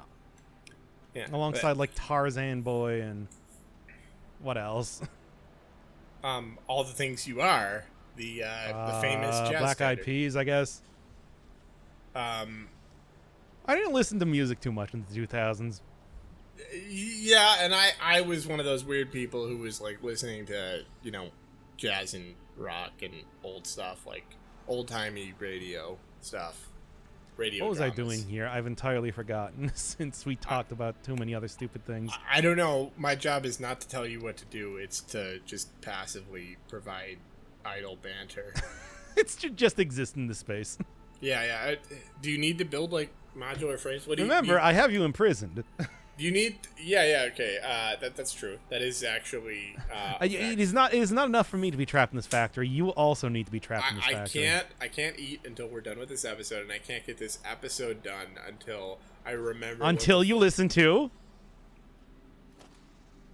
Until I listen to. Talking Heads. Yes. That was just a random, once in a lifetime. Uh-huh. Featuring Brian Eno's production. That is not how that song is known. It was though. Like he provided. Yeah, that doesn't matter if he was. I mean, he provided the iconic bass line. I mean, that was his big contribution, or the riff, or whatever. Like, I believe. 250. No, not the bass line. I mean, I forget. Like, I'm gonna look this up. But no, I don't remember what do I need to listen to. Just tell me. Just do it. Do it though. Like, do it though. Let's see. So, I'm excited to see how people respond to this episode. Is this Edgar Winter's Frankenstein? Because I've heard that. I'm very excited to see when I end up putting this up on the channel because I'm going to. We can't do 2 hours of work and not put this up on the channel. No, this is. But it's like, it seems like what you're saying is this is like egregious of me to have forgotten this, but it's like I don't know how you. I don't know how you think the memory works. Oh wait, No, that's correct. I thought for a second that I was like way off center here. Okay, anyway. Is it Drake? Have we talked about Drake? Did we talk about Drake when we were doing the Millennium? Can What was that? we talk about sex, baby? Talk about you and me. Talk about all of the good things and the bad things that may be. Let's talk about sex. Is that what we're talking about? That is what we're talking about. Let's give. Oh, that was Salt and Pepper. I didn't realize that. Yeah, that sounds about right. Salt and Pepper. I mainly remember that other song that they did. That was what was it? What was it? Was it Shoot? It doesn't sound like you mainly remember that. No, there's a really good one. It's just one of those where it's like I need it's the one where they did that long rap that's really hard to forget once you start. Break your neck. No. No. No. Rap God. Can I see it? No. All right. No. Is it What a Man? Is that what I'm thinking of? Is it? Actually, no, that rings correct. No, this isn't it. There's a really iconic one that they have, and I'm not finding it. All right. Is this bad, by the way? Are we doing a bad job here? Yes. Now, anyway, continuing on. By the way, what are we currently at right now? Not even 10 hours. Honestly, I think we're doing a pretty good job, at least in terms of satisfying factories. Yeah, good lord, the day is old, and it was new when we started. It wasn't. It was like 6 p.m. I mean, that's pretty new. That's I had a full work day, I'll have you know. yeah, so did I. But now Did that's you?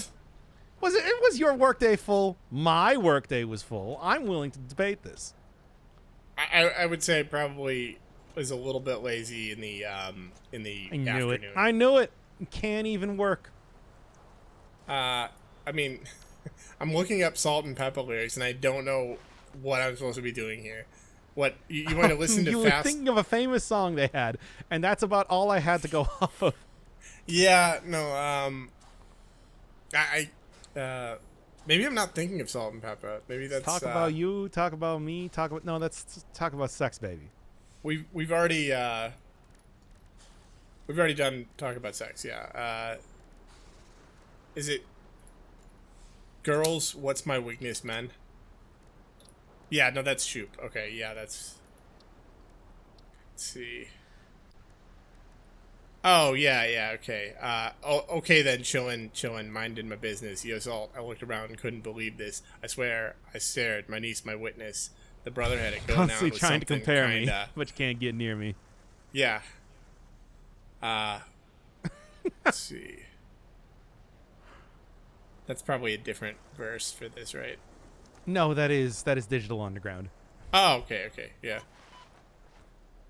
We were talking about that before starting the stream. Which is during some of the few content that you were not privy to actually listen to. Yeah. Ooh, we'll get queuing you in on the Patreon stuff. That's the there. Patreon feed, yeah. I'm not shy, so I asked for the digits. Is that the lyric that I was thinking of? That doesn't sound right, but maybe. I thought it was like a lot. Yeah, no, there's definitely a Salt and Pepper song that I knew, like, from, like, word one. I knew the whole song, and now I can't find it. And yeah, I don't like, know what it is. hey. Maybe. No, that's not the one. Maybe. I don't know. Snoop Dogg's famous quote, maybe. Oh, What a Man was with En Vogue. They're pretty good. Oh, was it? Okay, yeah, sure. Yeah, that makes fair sense. Enough. Yeah, like that the chorus and stuff. What a man, what a man, what am I? And then they were also the ones that did never gonna get it, never gonna get it, never gonna get it, never gonna get it. Oh, what? Never gonna get it, never gonna get it, never gonna get it. Whoa! And then it repeats like that. Goes on like that. That was a good whoa. It was like a Korok from the hit video game Legend of Zelda: Breath de la Wild. Yeah, I was just crucifying. wait, what? I was just crucifying. I know I've seen. Apparently, there are videos where you can crucify Koroks. I'm sorry. What? Yeah, there in Tears of the Kingdom. What? In Tears of the Kingdom, there are people who crucify Koroks. Can you? I like the casualness. You're just kind of dropping this knowledge. Yeah, I've kind of watched a few hundred videos about it. Yeah, people are crucifying Koroks in Zelda Tears of the Kingdom. There's a whole have them bookmarked and everything, right? Somebody I searched for crucified Koroks. There's a meme page for them, but one of the YouTube pages is Tarako Fun Zelda videos. Crucify all Koroks in uppercase. All. Perfect. It's nice to hear that the challenge runs are going very well for Tears of the Kingdom. I can see why there are tears now. Was I thinking of Push It? Push It Real Good. Was that Salt and Pepper? Yes, it was. And that's probably what I was thinking of it. Oh my god. I never would have guessed. Well, I mean, I probably would have guessed. Yeah. Eventually. Like, if you gave me enough time.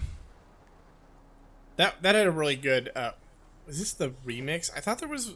I swear there was a long Salt and Pepper song that I once knew, like, of all the lyrics to, and I can't, for the life of me, remember And I do want to hear you sing it. Yeah. I mean, it's going to be an iconic part of this series, that time that you sang the entirety of Push It, I guess. It sounds like at this point in time. Let's see, Do it real good. see. So I've got so many tabs open. It's really hard. Isn't that normal for you, though? I actually try to keep a few tabs. That is not true at all. 15 to 20 at most. You know, like I have like, well, right now I've got like 100 tabs. It's literally like 50 to 100 tabs, and it's all on one window. Mm-hmm. Okay. Yeah, you're really pushing that browser. Yeah, I'm sure it's remarkable. Well, it's mostly just stupid Google things that I did to check something that we talked about. Yeah. Actually, yeah, probably in the last, let's say about 2 hours and 45 minutes and 5 seconds. Oh yeah. There it is. Let's see. I got the order Thai food. I still have not eaten it because You had it turned into Soylent. yeah, that's right. And it was originally. I know the people. things we talked about, and I know how to reference it. Yeah, let's see. I mean, we're just running out of energy. That's all. I got the Slate article on. I mean, if Bro. only you would just listen to that one song seven times. See, I don't know what song it is. Like, it's a song, so it must be something we've referenced here. Is it a song that I've heard? Can we play 20 questions with this shit? Like, let's. No, we figure can out- only play Family Feud. Okay, so survey says. What does the survey say? Survey says put your hands on your hips. Now dip. Okay, doing it. Tell me what song I'm not remembering.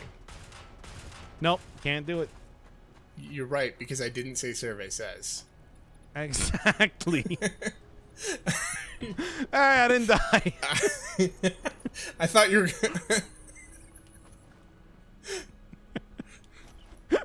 That was Are we fun. done? All right. History of the word bro. Voronoi Nope. diagrams. Okay, I Dream 40 of hours, let's go. Genies, Bewitched. Voronoi the mathematician. Coffee Stain Have they Studios. remade Bewitched yet?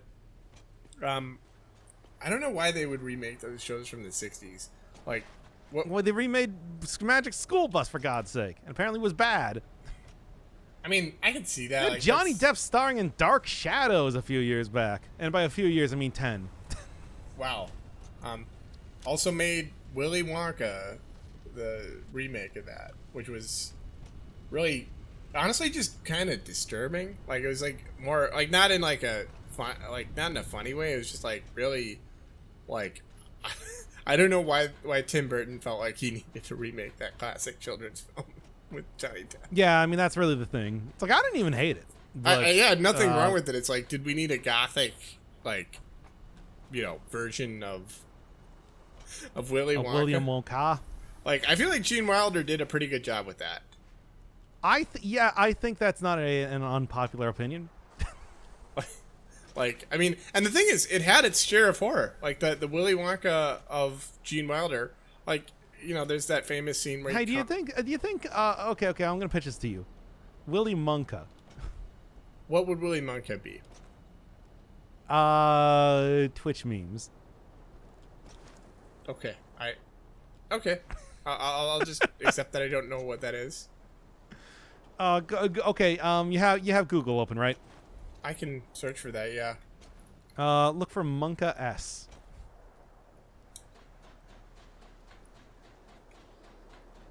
Better Twitch.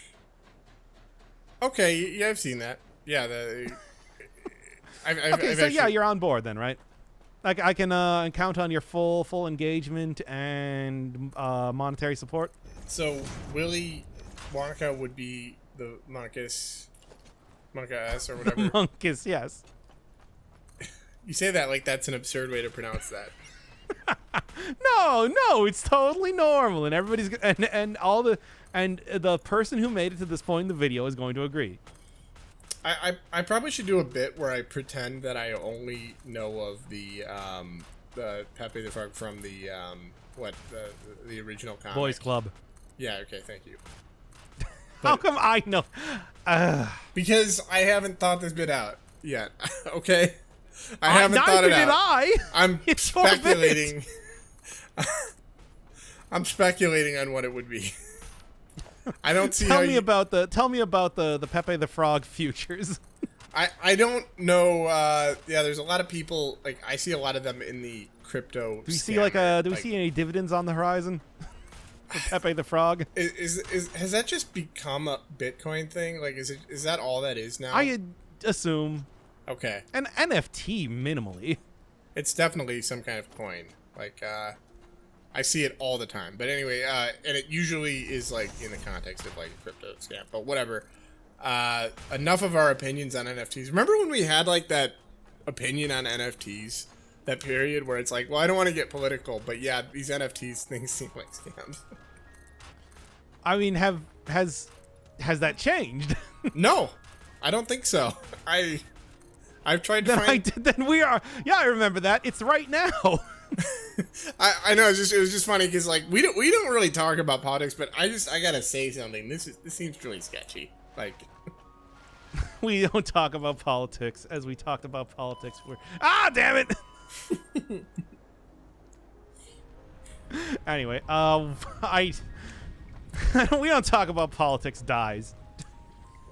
And there we go. That's why we don't. Okay, I've got That's the channel, everybody. Because I played Satisfactory for 4 months on end. I like that this Urge game on Steam just has like yellow, like a Discord that's yellow. I don't know why that's funny. The game is yellow.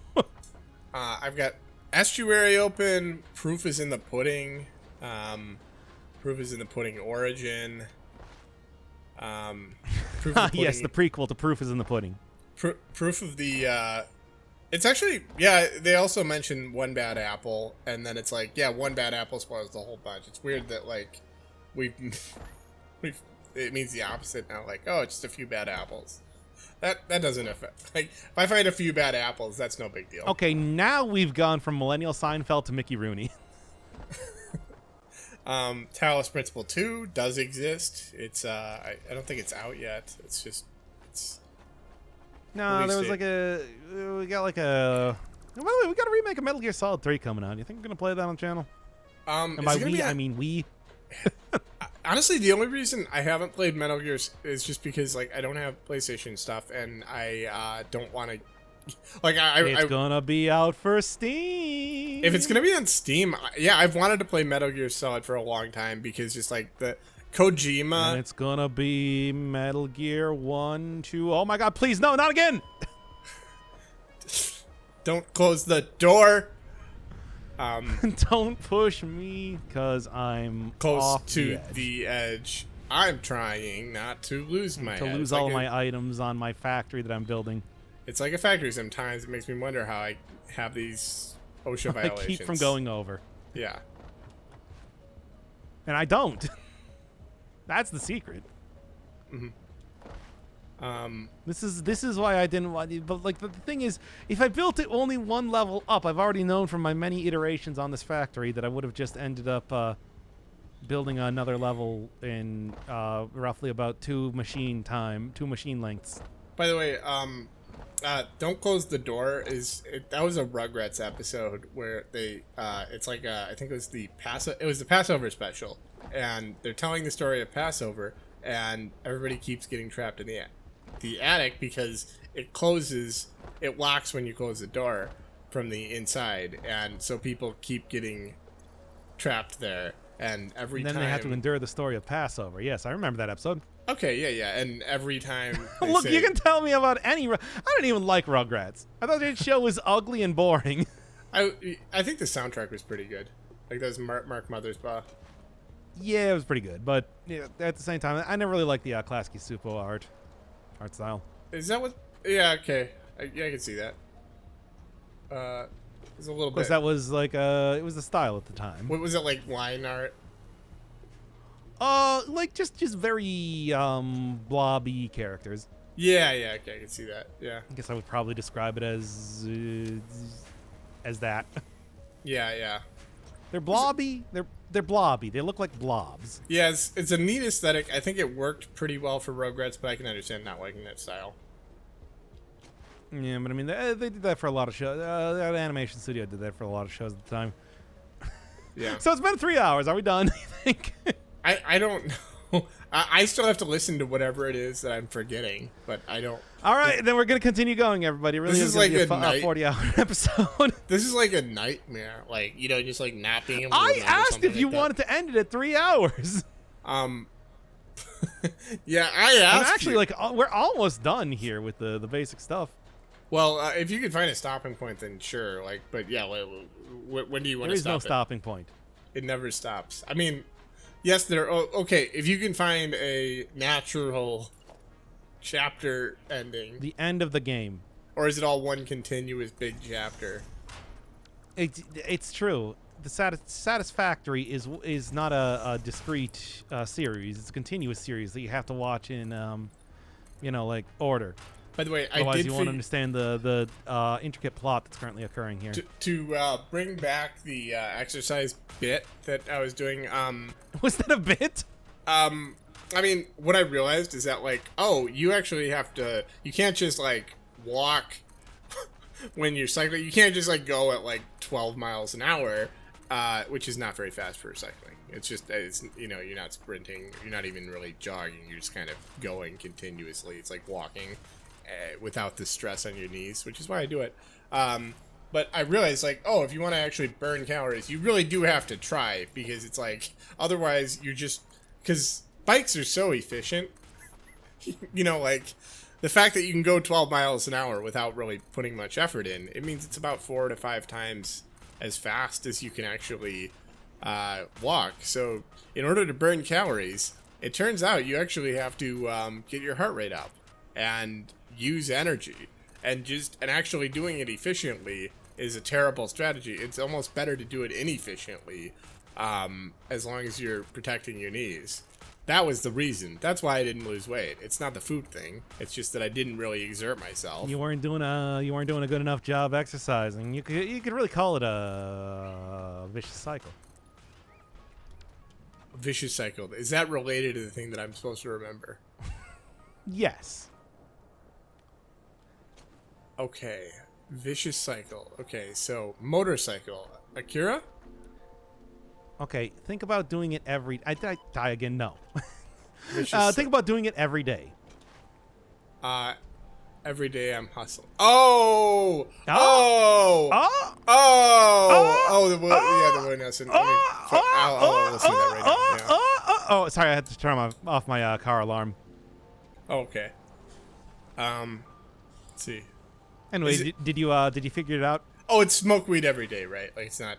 Then there we go. Yep, that's right. Okay. You got it. Okay. For listen some to it reason, right now. I went into every day I'm hustling, which hustling every day. It's actually ear day I'm hustling. Yeah, your revelation made my car alarm go off. Oh, okay. Well, smoke weed every day, MP3. Steal your frame. We're continuing on with Satisfactory.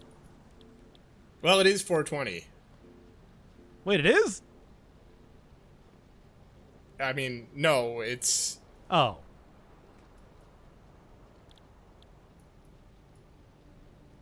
Oh, yada da da da. Yeah, I've heard this one.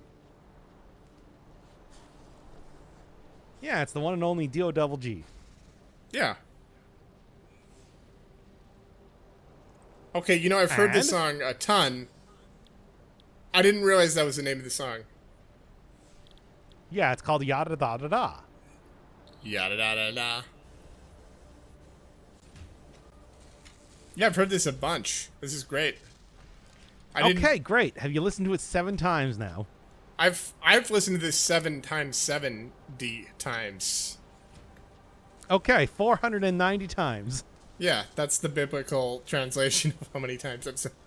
As stated in the Bible, smoke Not- weed every day. Not The 7, book of but 7 times 70. the book of the Chronic,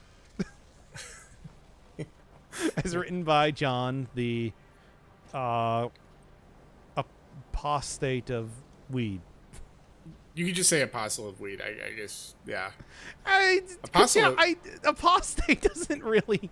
I mean, I guess apostate. That's somebody who stopped smoking weed. Like, no, I'm going all natural. I just, Weed is natural. It's an herb. Yeah, that's true. But they cut it with other drugs. What other drugs? The stuff I've you never get heard on this before. The stuff you get on the streets. Are you kidding? They cut that with baby powder and cocaine. Cocaine. Yeah, it's true. It's true. I was told a lot about this during my drug classes at school.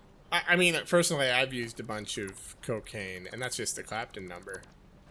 Yeah, I mean, it's like, have you ever heard that other song, White Lines, by Grandmaster Flash and the Furious Five?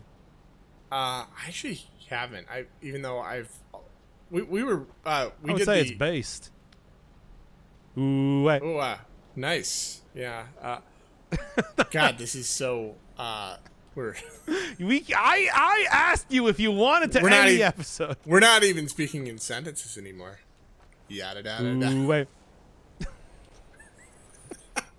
We did that separately, by the way. I know that the audio delay probably makes that unclear. By the time we hook it back up, hook it real good.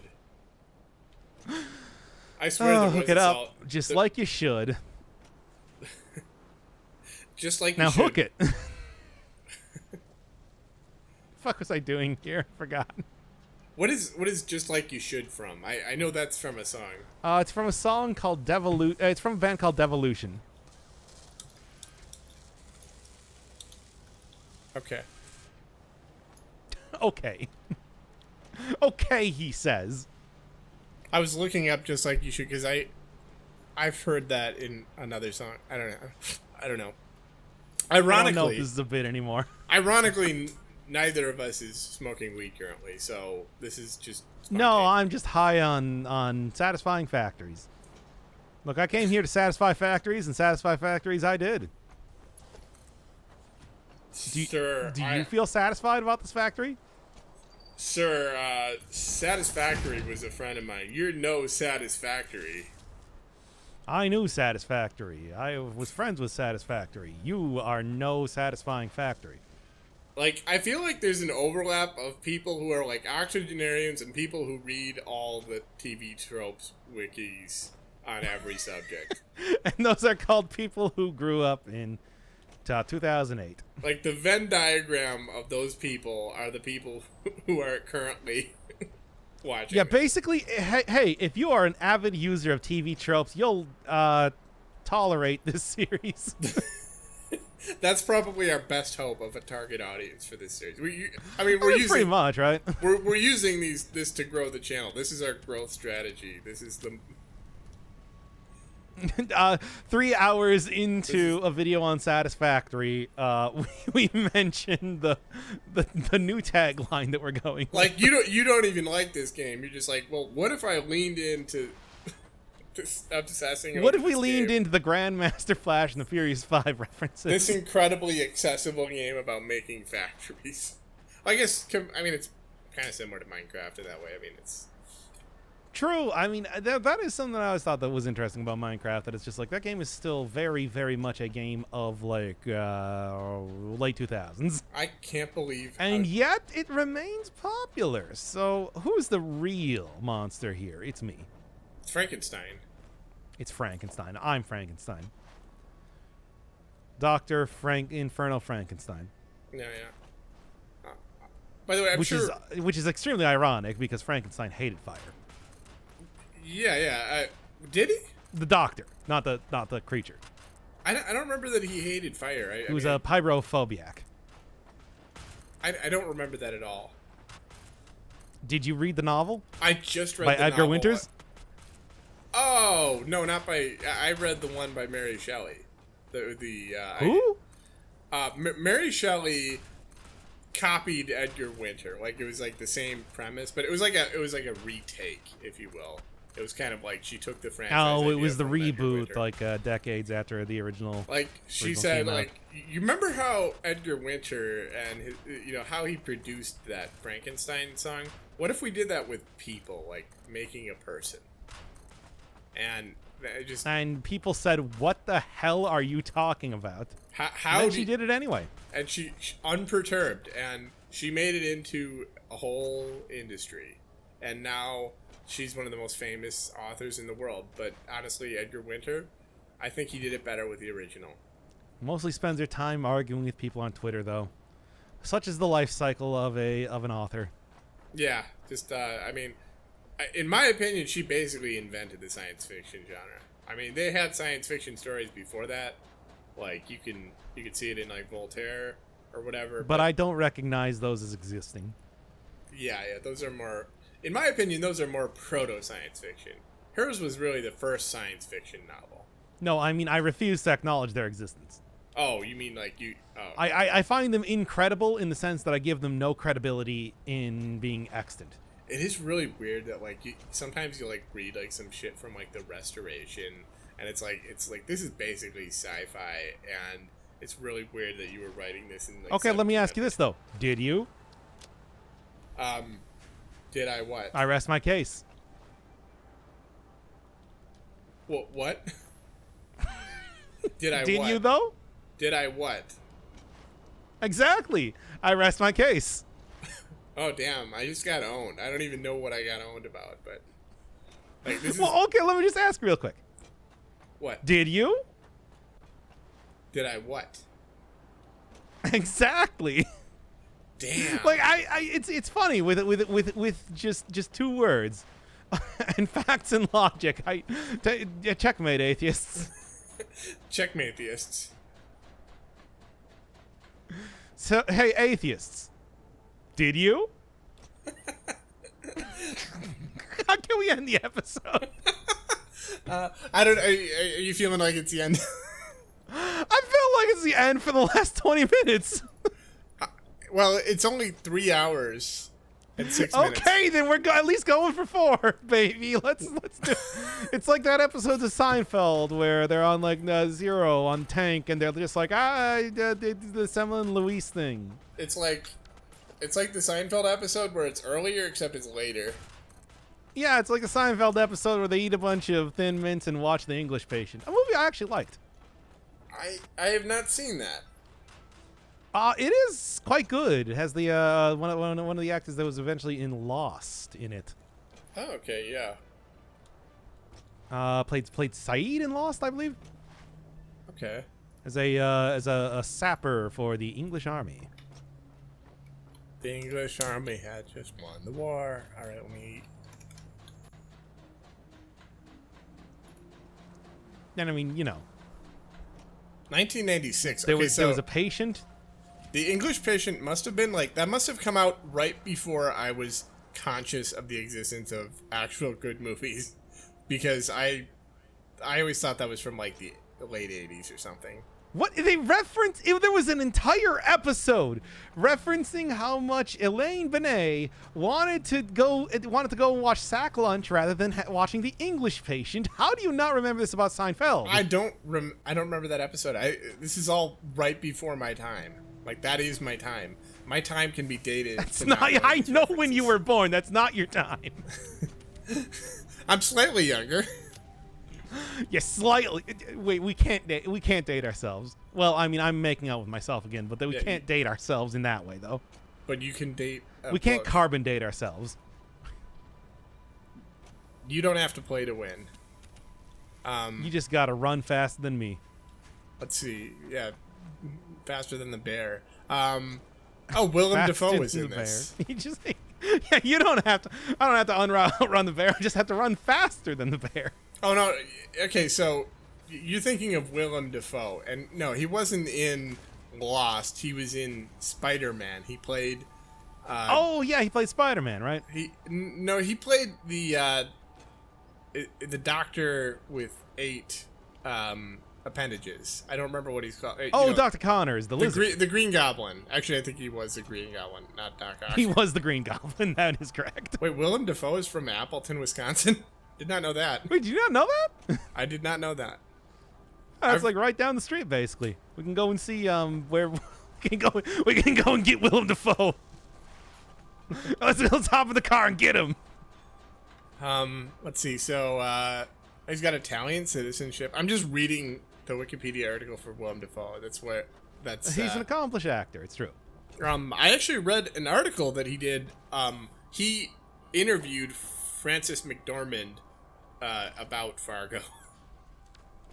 Yeah. And I mean, And and I was just surprised. Like, it was a good interview. It's funny that he just like this Renaissance man who, like, yeah, that's all. doing many a different thing. What is he doing these days, by the way? I'm sure it's something talented. He's quite a talented person. He's a credit to. Because honestly, it's just like, the people of Wisconsin. maybe the last movie I saw him in was Spider-Man. Speaking of which, when are they bringing back Spider-Man? I've been waiting for another one of those movies for a good, 20 years now? Can't believe they haven't continued that franchise. Yeah, it's weird that they just, Spider-Man like, 3. it was like the Tobey Maguire iconic role, iconic trilogy, and then they just decided to end it. And it's like, and I just feel like, Yeah. I need more from this. And you know, like the superhero movies all over the place these days, and for some reason we never got any sort of continuation on that. Yeah, I just feel like there's so much more to explore in what I guess I would call the Spider-Verse, or the Spider-Universe. I would call it the Spider Universe. The Spider-Verse is kind of That's hokey. kind of gimmicky, yeah. Yeah. But I feel like there's I guess it's a comic book, so you know, not entirely out of line. I think they could do a lot if they just like they leaned into the multiple universes thing, like, because I mean it's not just would a general audience really want to see a multiple universe? Do people even know all that much about the multiverse, as they call it? Yeah, like the cinematic universe. I guess that's what you call it. I feel like people would look at that and they would just think that they are like what do you even do? Or like either it's too nerdy to even bother with, or it's just like a cash grab or something. Like, yeah, no, I can see. Or it just wouldn't even really get it. It's just like more than one universe, you say. Yeah, it's kind of like, I mean, it's hard enough to get people to watch like a bunch of Bob Hope movies that are kind of similar. Like, imagine trying to get like an American audience. Everybody loves like the Star Wars stuff. We all love our sabers made out of light. We all love our forcibly pushing things with our mind, everything like that.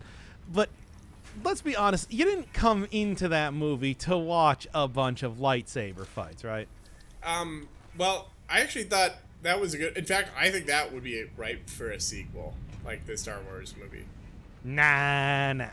Like, people are interested in the characters. I mean, what we gotta do is we gotta like explore other parts of the universe, like the different characters that exist, rather than just being all like, oh look, it's the saber made out of light. It's not even that interesting. It's literally just a sword made out of light. I mean, I just feel like in that crawl text at the beginning, it's kind of like episode 4, and I realized that's kind of a cute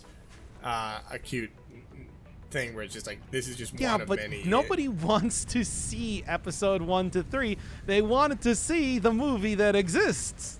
Yeah, okay. I mean, like, I guess episode 4 is kind of like, it's teasing you with a universe like kind of a it's Netflix obnoxious. This is the sort of thing where it's just like, oh, we're pretending that there's more to it.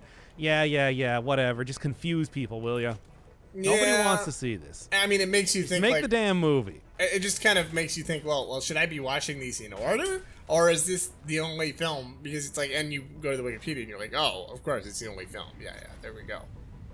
Yeah, it's just Star Wars. Like, Look, that's the whole thing where it's just like much like Spider-Man. It's kind of surprising that they never ended up doing anything after such a runaway success. But at the same time, I do also think that there's something admirable about stopping on a high note like that. Yeah, and like, God, that universe. You don't want to push it into the ground or something, like, for what? Like a couple extra bucks here and there? Yeah, like, I mean, and they How much do people really want to see weapons made out of light? I think that element you could probably build another film out of, but you wouldn't want to use like you wouldn't want to reuse like the Star Wars characters or universe. I mean, that is kind of the basic idea they had behind Stargate, right? I mean, yeah, like that's or like Tron, like the web. But they were like guns that shot light. Yeah, I think. Or Tron, yeah, true. Yeah, that was kind of more like the Tron. car. Although I feel like they've milked that franchise way too much. I mean, after they've had the 7th movie. I mean, how much do we really need to know about the world and the computer? And how many times are they going to bring back Master PC, really? Yeah, it's like, it's the whole, like, the Tron family. I like that we've just kind of devolved into doing the same bit over and over now. Yeah. It's like, what's the next pop culture property that we're gonna bring up and pretend not to know anything about? Yeah. Okay. What the fuck was I doing here? Oh wait, that demonetized the entire 3-hour video. We're gonna have to redo it. No, we've already said fuck multiple times. No, don't say it twice. Now they're sending the YouTube assassins after me. Yeah, you can't put fuck on the airplanes because that would be obscene. now it's an R-rated Satisfactory video. Yeah. You only get one. Yeah. I love like the stories about PG, like the whole thing with like ratings where they would send the copy of the film that was like less dirty, or they would take the suggested changes but then they would also add others. Like, I love that shit. That's the essence of cinema. Like, Oh yeah, there was a game D, and it stands for Dracula. Yes, you guessed it. Yeah, like D, that apparently the director Keiji Ano on the plane ride over with the master copy, he just replaced with the one that had the very gory cutscenes and everything in it, and it's just after it had already been approved, and then sent that one to be published. that rules. I just kind of casually did that on a plane ride and like told stories about like, yeah, I played a little trick later. Just a little spice. Like, yeah, that worked. I like the idea where like that's really funny to us because deep down we really don't believe that these are inappropriate things. Like, if that was inappropriate, then it's like, oh, what a monster. How could he like corrupt the youth? And it's like, no, it's really funny. That's I mean, let's be honest here. Have you ever heard of D before? I've never heard of it, no. Or its sequel, D2? D for Vendetta. No. There was never a D3. Oh, okay, yeah. The Mighty Ducks. D2 was actually sort of a semi... we should play those games at some point in time. That'd actually be fun. But no, what we're talking about... Oh, yeah, right. The D for Dracula. Apparently some sort of creature called a vampire, which consumes blood. I don't think it's going to play. Yeah, it's a little bit like that. Okay, we're not going to actually do it. Yeah, we're not. Okay, it is. We can't do the meta bit and then immediately go back to doing it. I'm sorry, I salted the earth like so much, contradicting Marys. Oh yeah. It's kind of like that gardening. Look, you gotta watch. Look, here's the thing with these 3-hour episodes. You gotta watch every part of them because otherwise you're gonna be lost. Yeah. What was I doing? Baba Black Sheep is about a pariah. Wait, no, they actually did like a cartoon where they had a pariah, but it was a black sheep, literally. It was like some. Does that surprise you? It was some Nickelodeon cartoon, and I remember it might have been like Sheep in the Big City. Sheep in the Big City. I believe there was a black sheep who is like the cousin. Oh wait, they actually did that. Actually, no, that's par for the course for that show. Well, no. The only thing I remember about it is that the black sheep was like, "You misconstrue me. You misconstrued," which is pretty funny. Again, about right for that. That was one of those shows that I'm kind of surprised has not had like a revival, reevaluation or something in recent years. People being like, "What the hell was this?" Yeah. Like, oh yeah, just I can kind of see the article for that. Yeah, what was that? What? Was this secretly the best show of the 90s? And I want to say probably not. Probably not, but it was a little bit subversive. It was, the writers went different directions than you would have thought they would have ended up going with a kids' televisual show intended for entertainment. Yeah, remembering that show, it kind of felt like maybe a proto kind of Tim and Eric without like really being that subversive. It felt like surrealistic humor. Yeah. So exactly. I think it's worth a revisit, right? Surrealistic Pillow by Jefferson Starship. Yeah. Point is, we need a revival of that. We need a revival of forgotten shows, not ones people know. Yeah, you know what was a pretty... I think Rocko's Modern Life did a pretty good job with that. I think that did get a revival. Yes, right. On Netflix, I think. That's not surprising. That was a pretty well regarded show, and it was No, like, of course not. But it's just like it did. yeah, no, that was one of those like I mean, because they had that one show that was just like I mean, it was like it had a lot of satire in it, like actual satire. I remember there one time like Rocco's trying to buy like a TV from a vending machine, and he's just trying to buy like it's called Mr. Sensible, which is like the $200 workaday model. Yes, I remember that. And as he goes to the vending machine, it keeps adding on features to the TV that he's getting until it's thousands and thousands of dollars, and there's no way for him to shut it off, and he's just like pounding at the vending machine, pounding his fist and saying, I just wanted Mr. Sensible. Yes, I actually very explicitly remember that exact bit in that exact way. Like that is like I feel like that is very common. Probably watched that at a point in time where I didn't even know what the word sensible meant. Wow. Yeah, I just remember that being just like that happens so often in adult life when you're just like buying something that's about $200. Oh no, we're going Mickey Rooney again. I'm not too familiar with Mickey Rooney, so am I thinking of the right person? not familiar enough. Okay, let me sort through my VTuber tabs, looking up how to split audio and OBS. Yeah, Mickey Rooney was like the child star. Like yeah, he was the Batman guy. Not Batman. The boy. Not Batboy. What?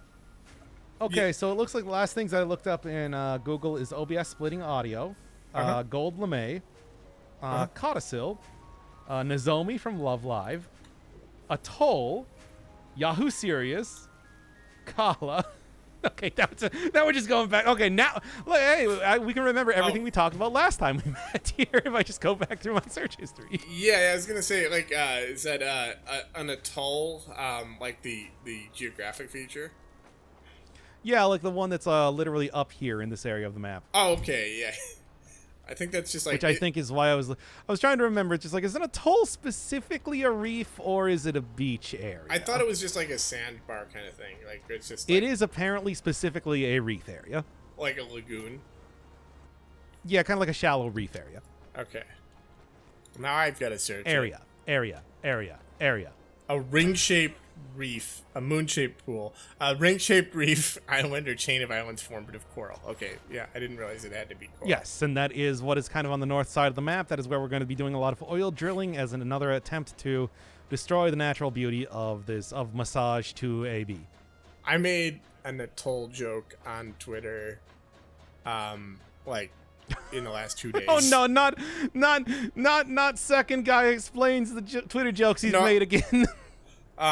No, I'm not going to explain it. I'll just read it as if I can find it. That's not better. That's not a better alternative. You said that like that was the better alternative. Okay, yeah, I did. So I posted the Bugs. And he's doing it anyway. The Bugs Bunny sawing off Florida gif. You know what I'm talking about? No. Also, I died again. Okay, so I posted that. Okay, GIF, anyway. The Florida GIF. There's nothing I can do to stop you from doing this, is there? No. And then my caption was Monica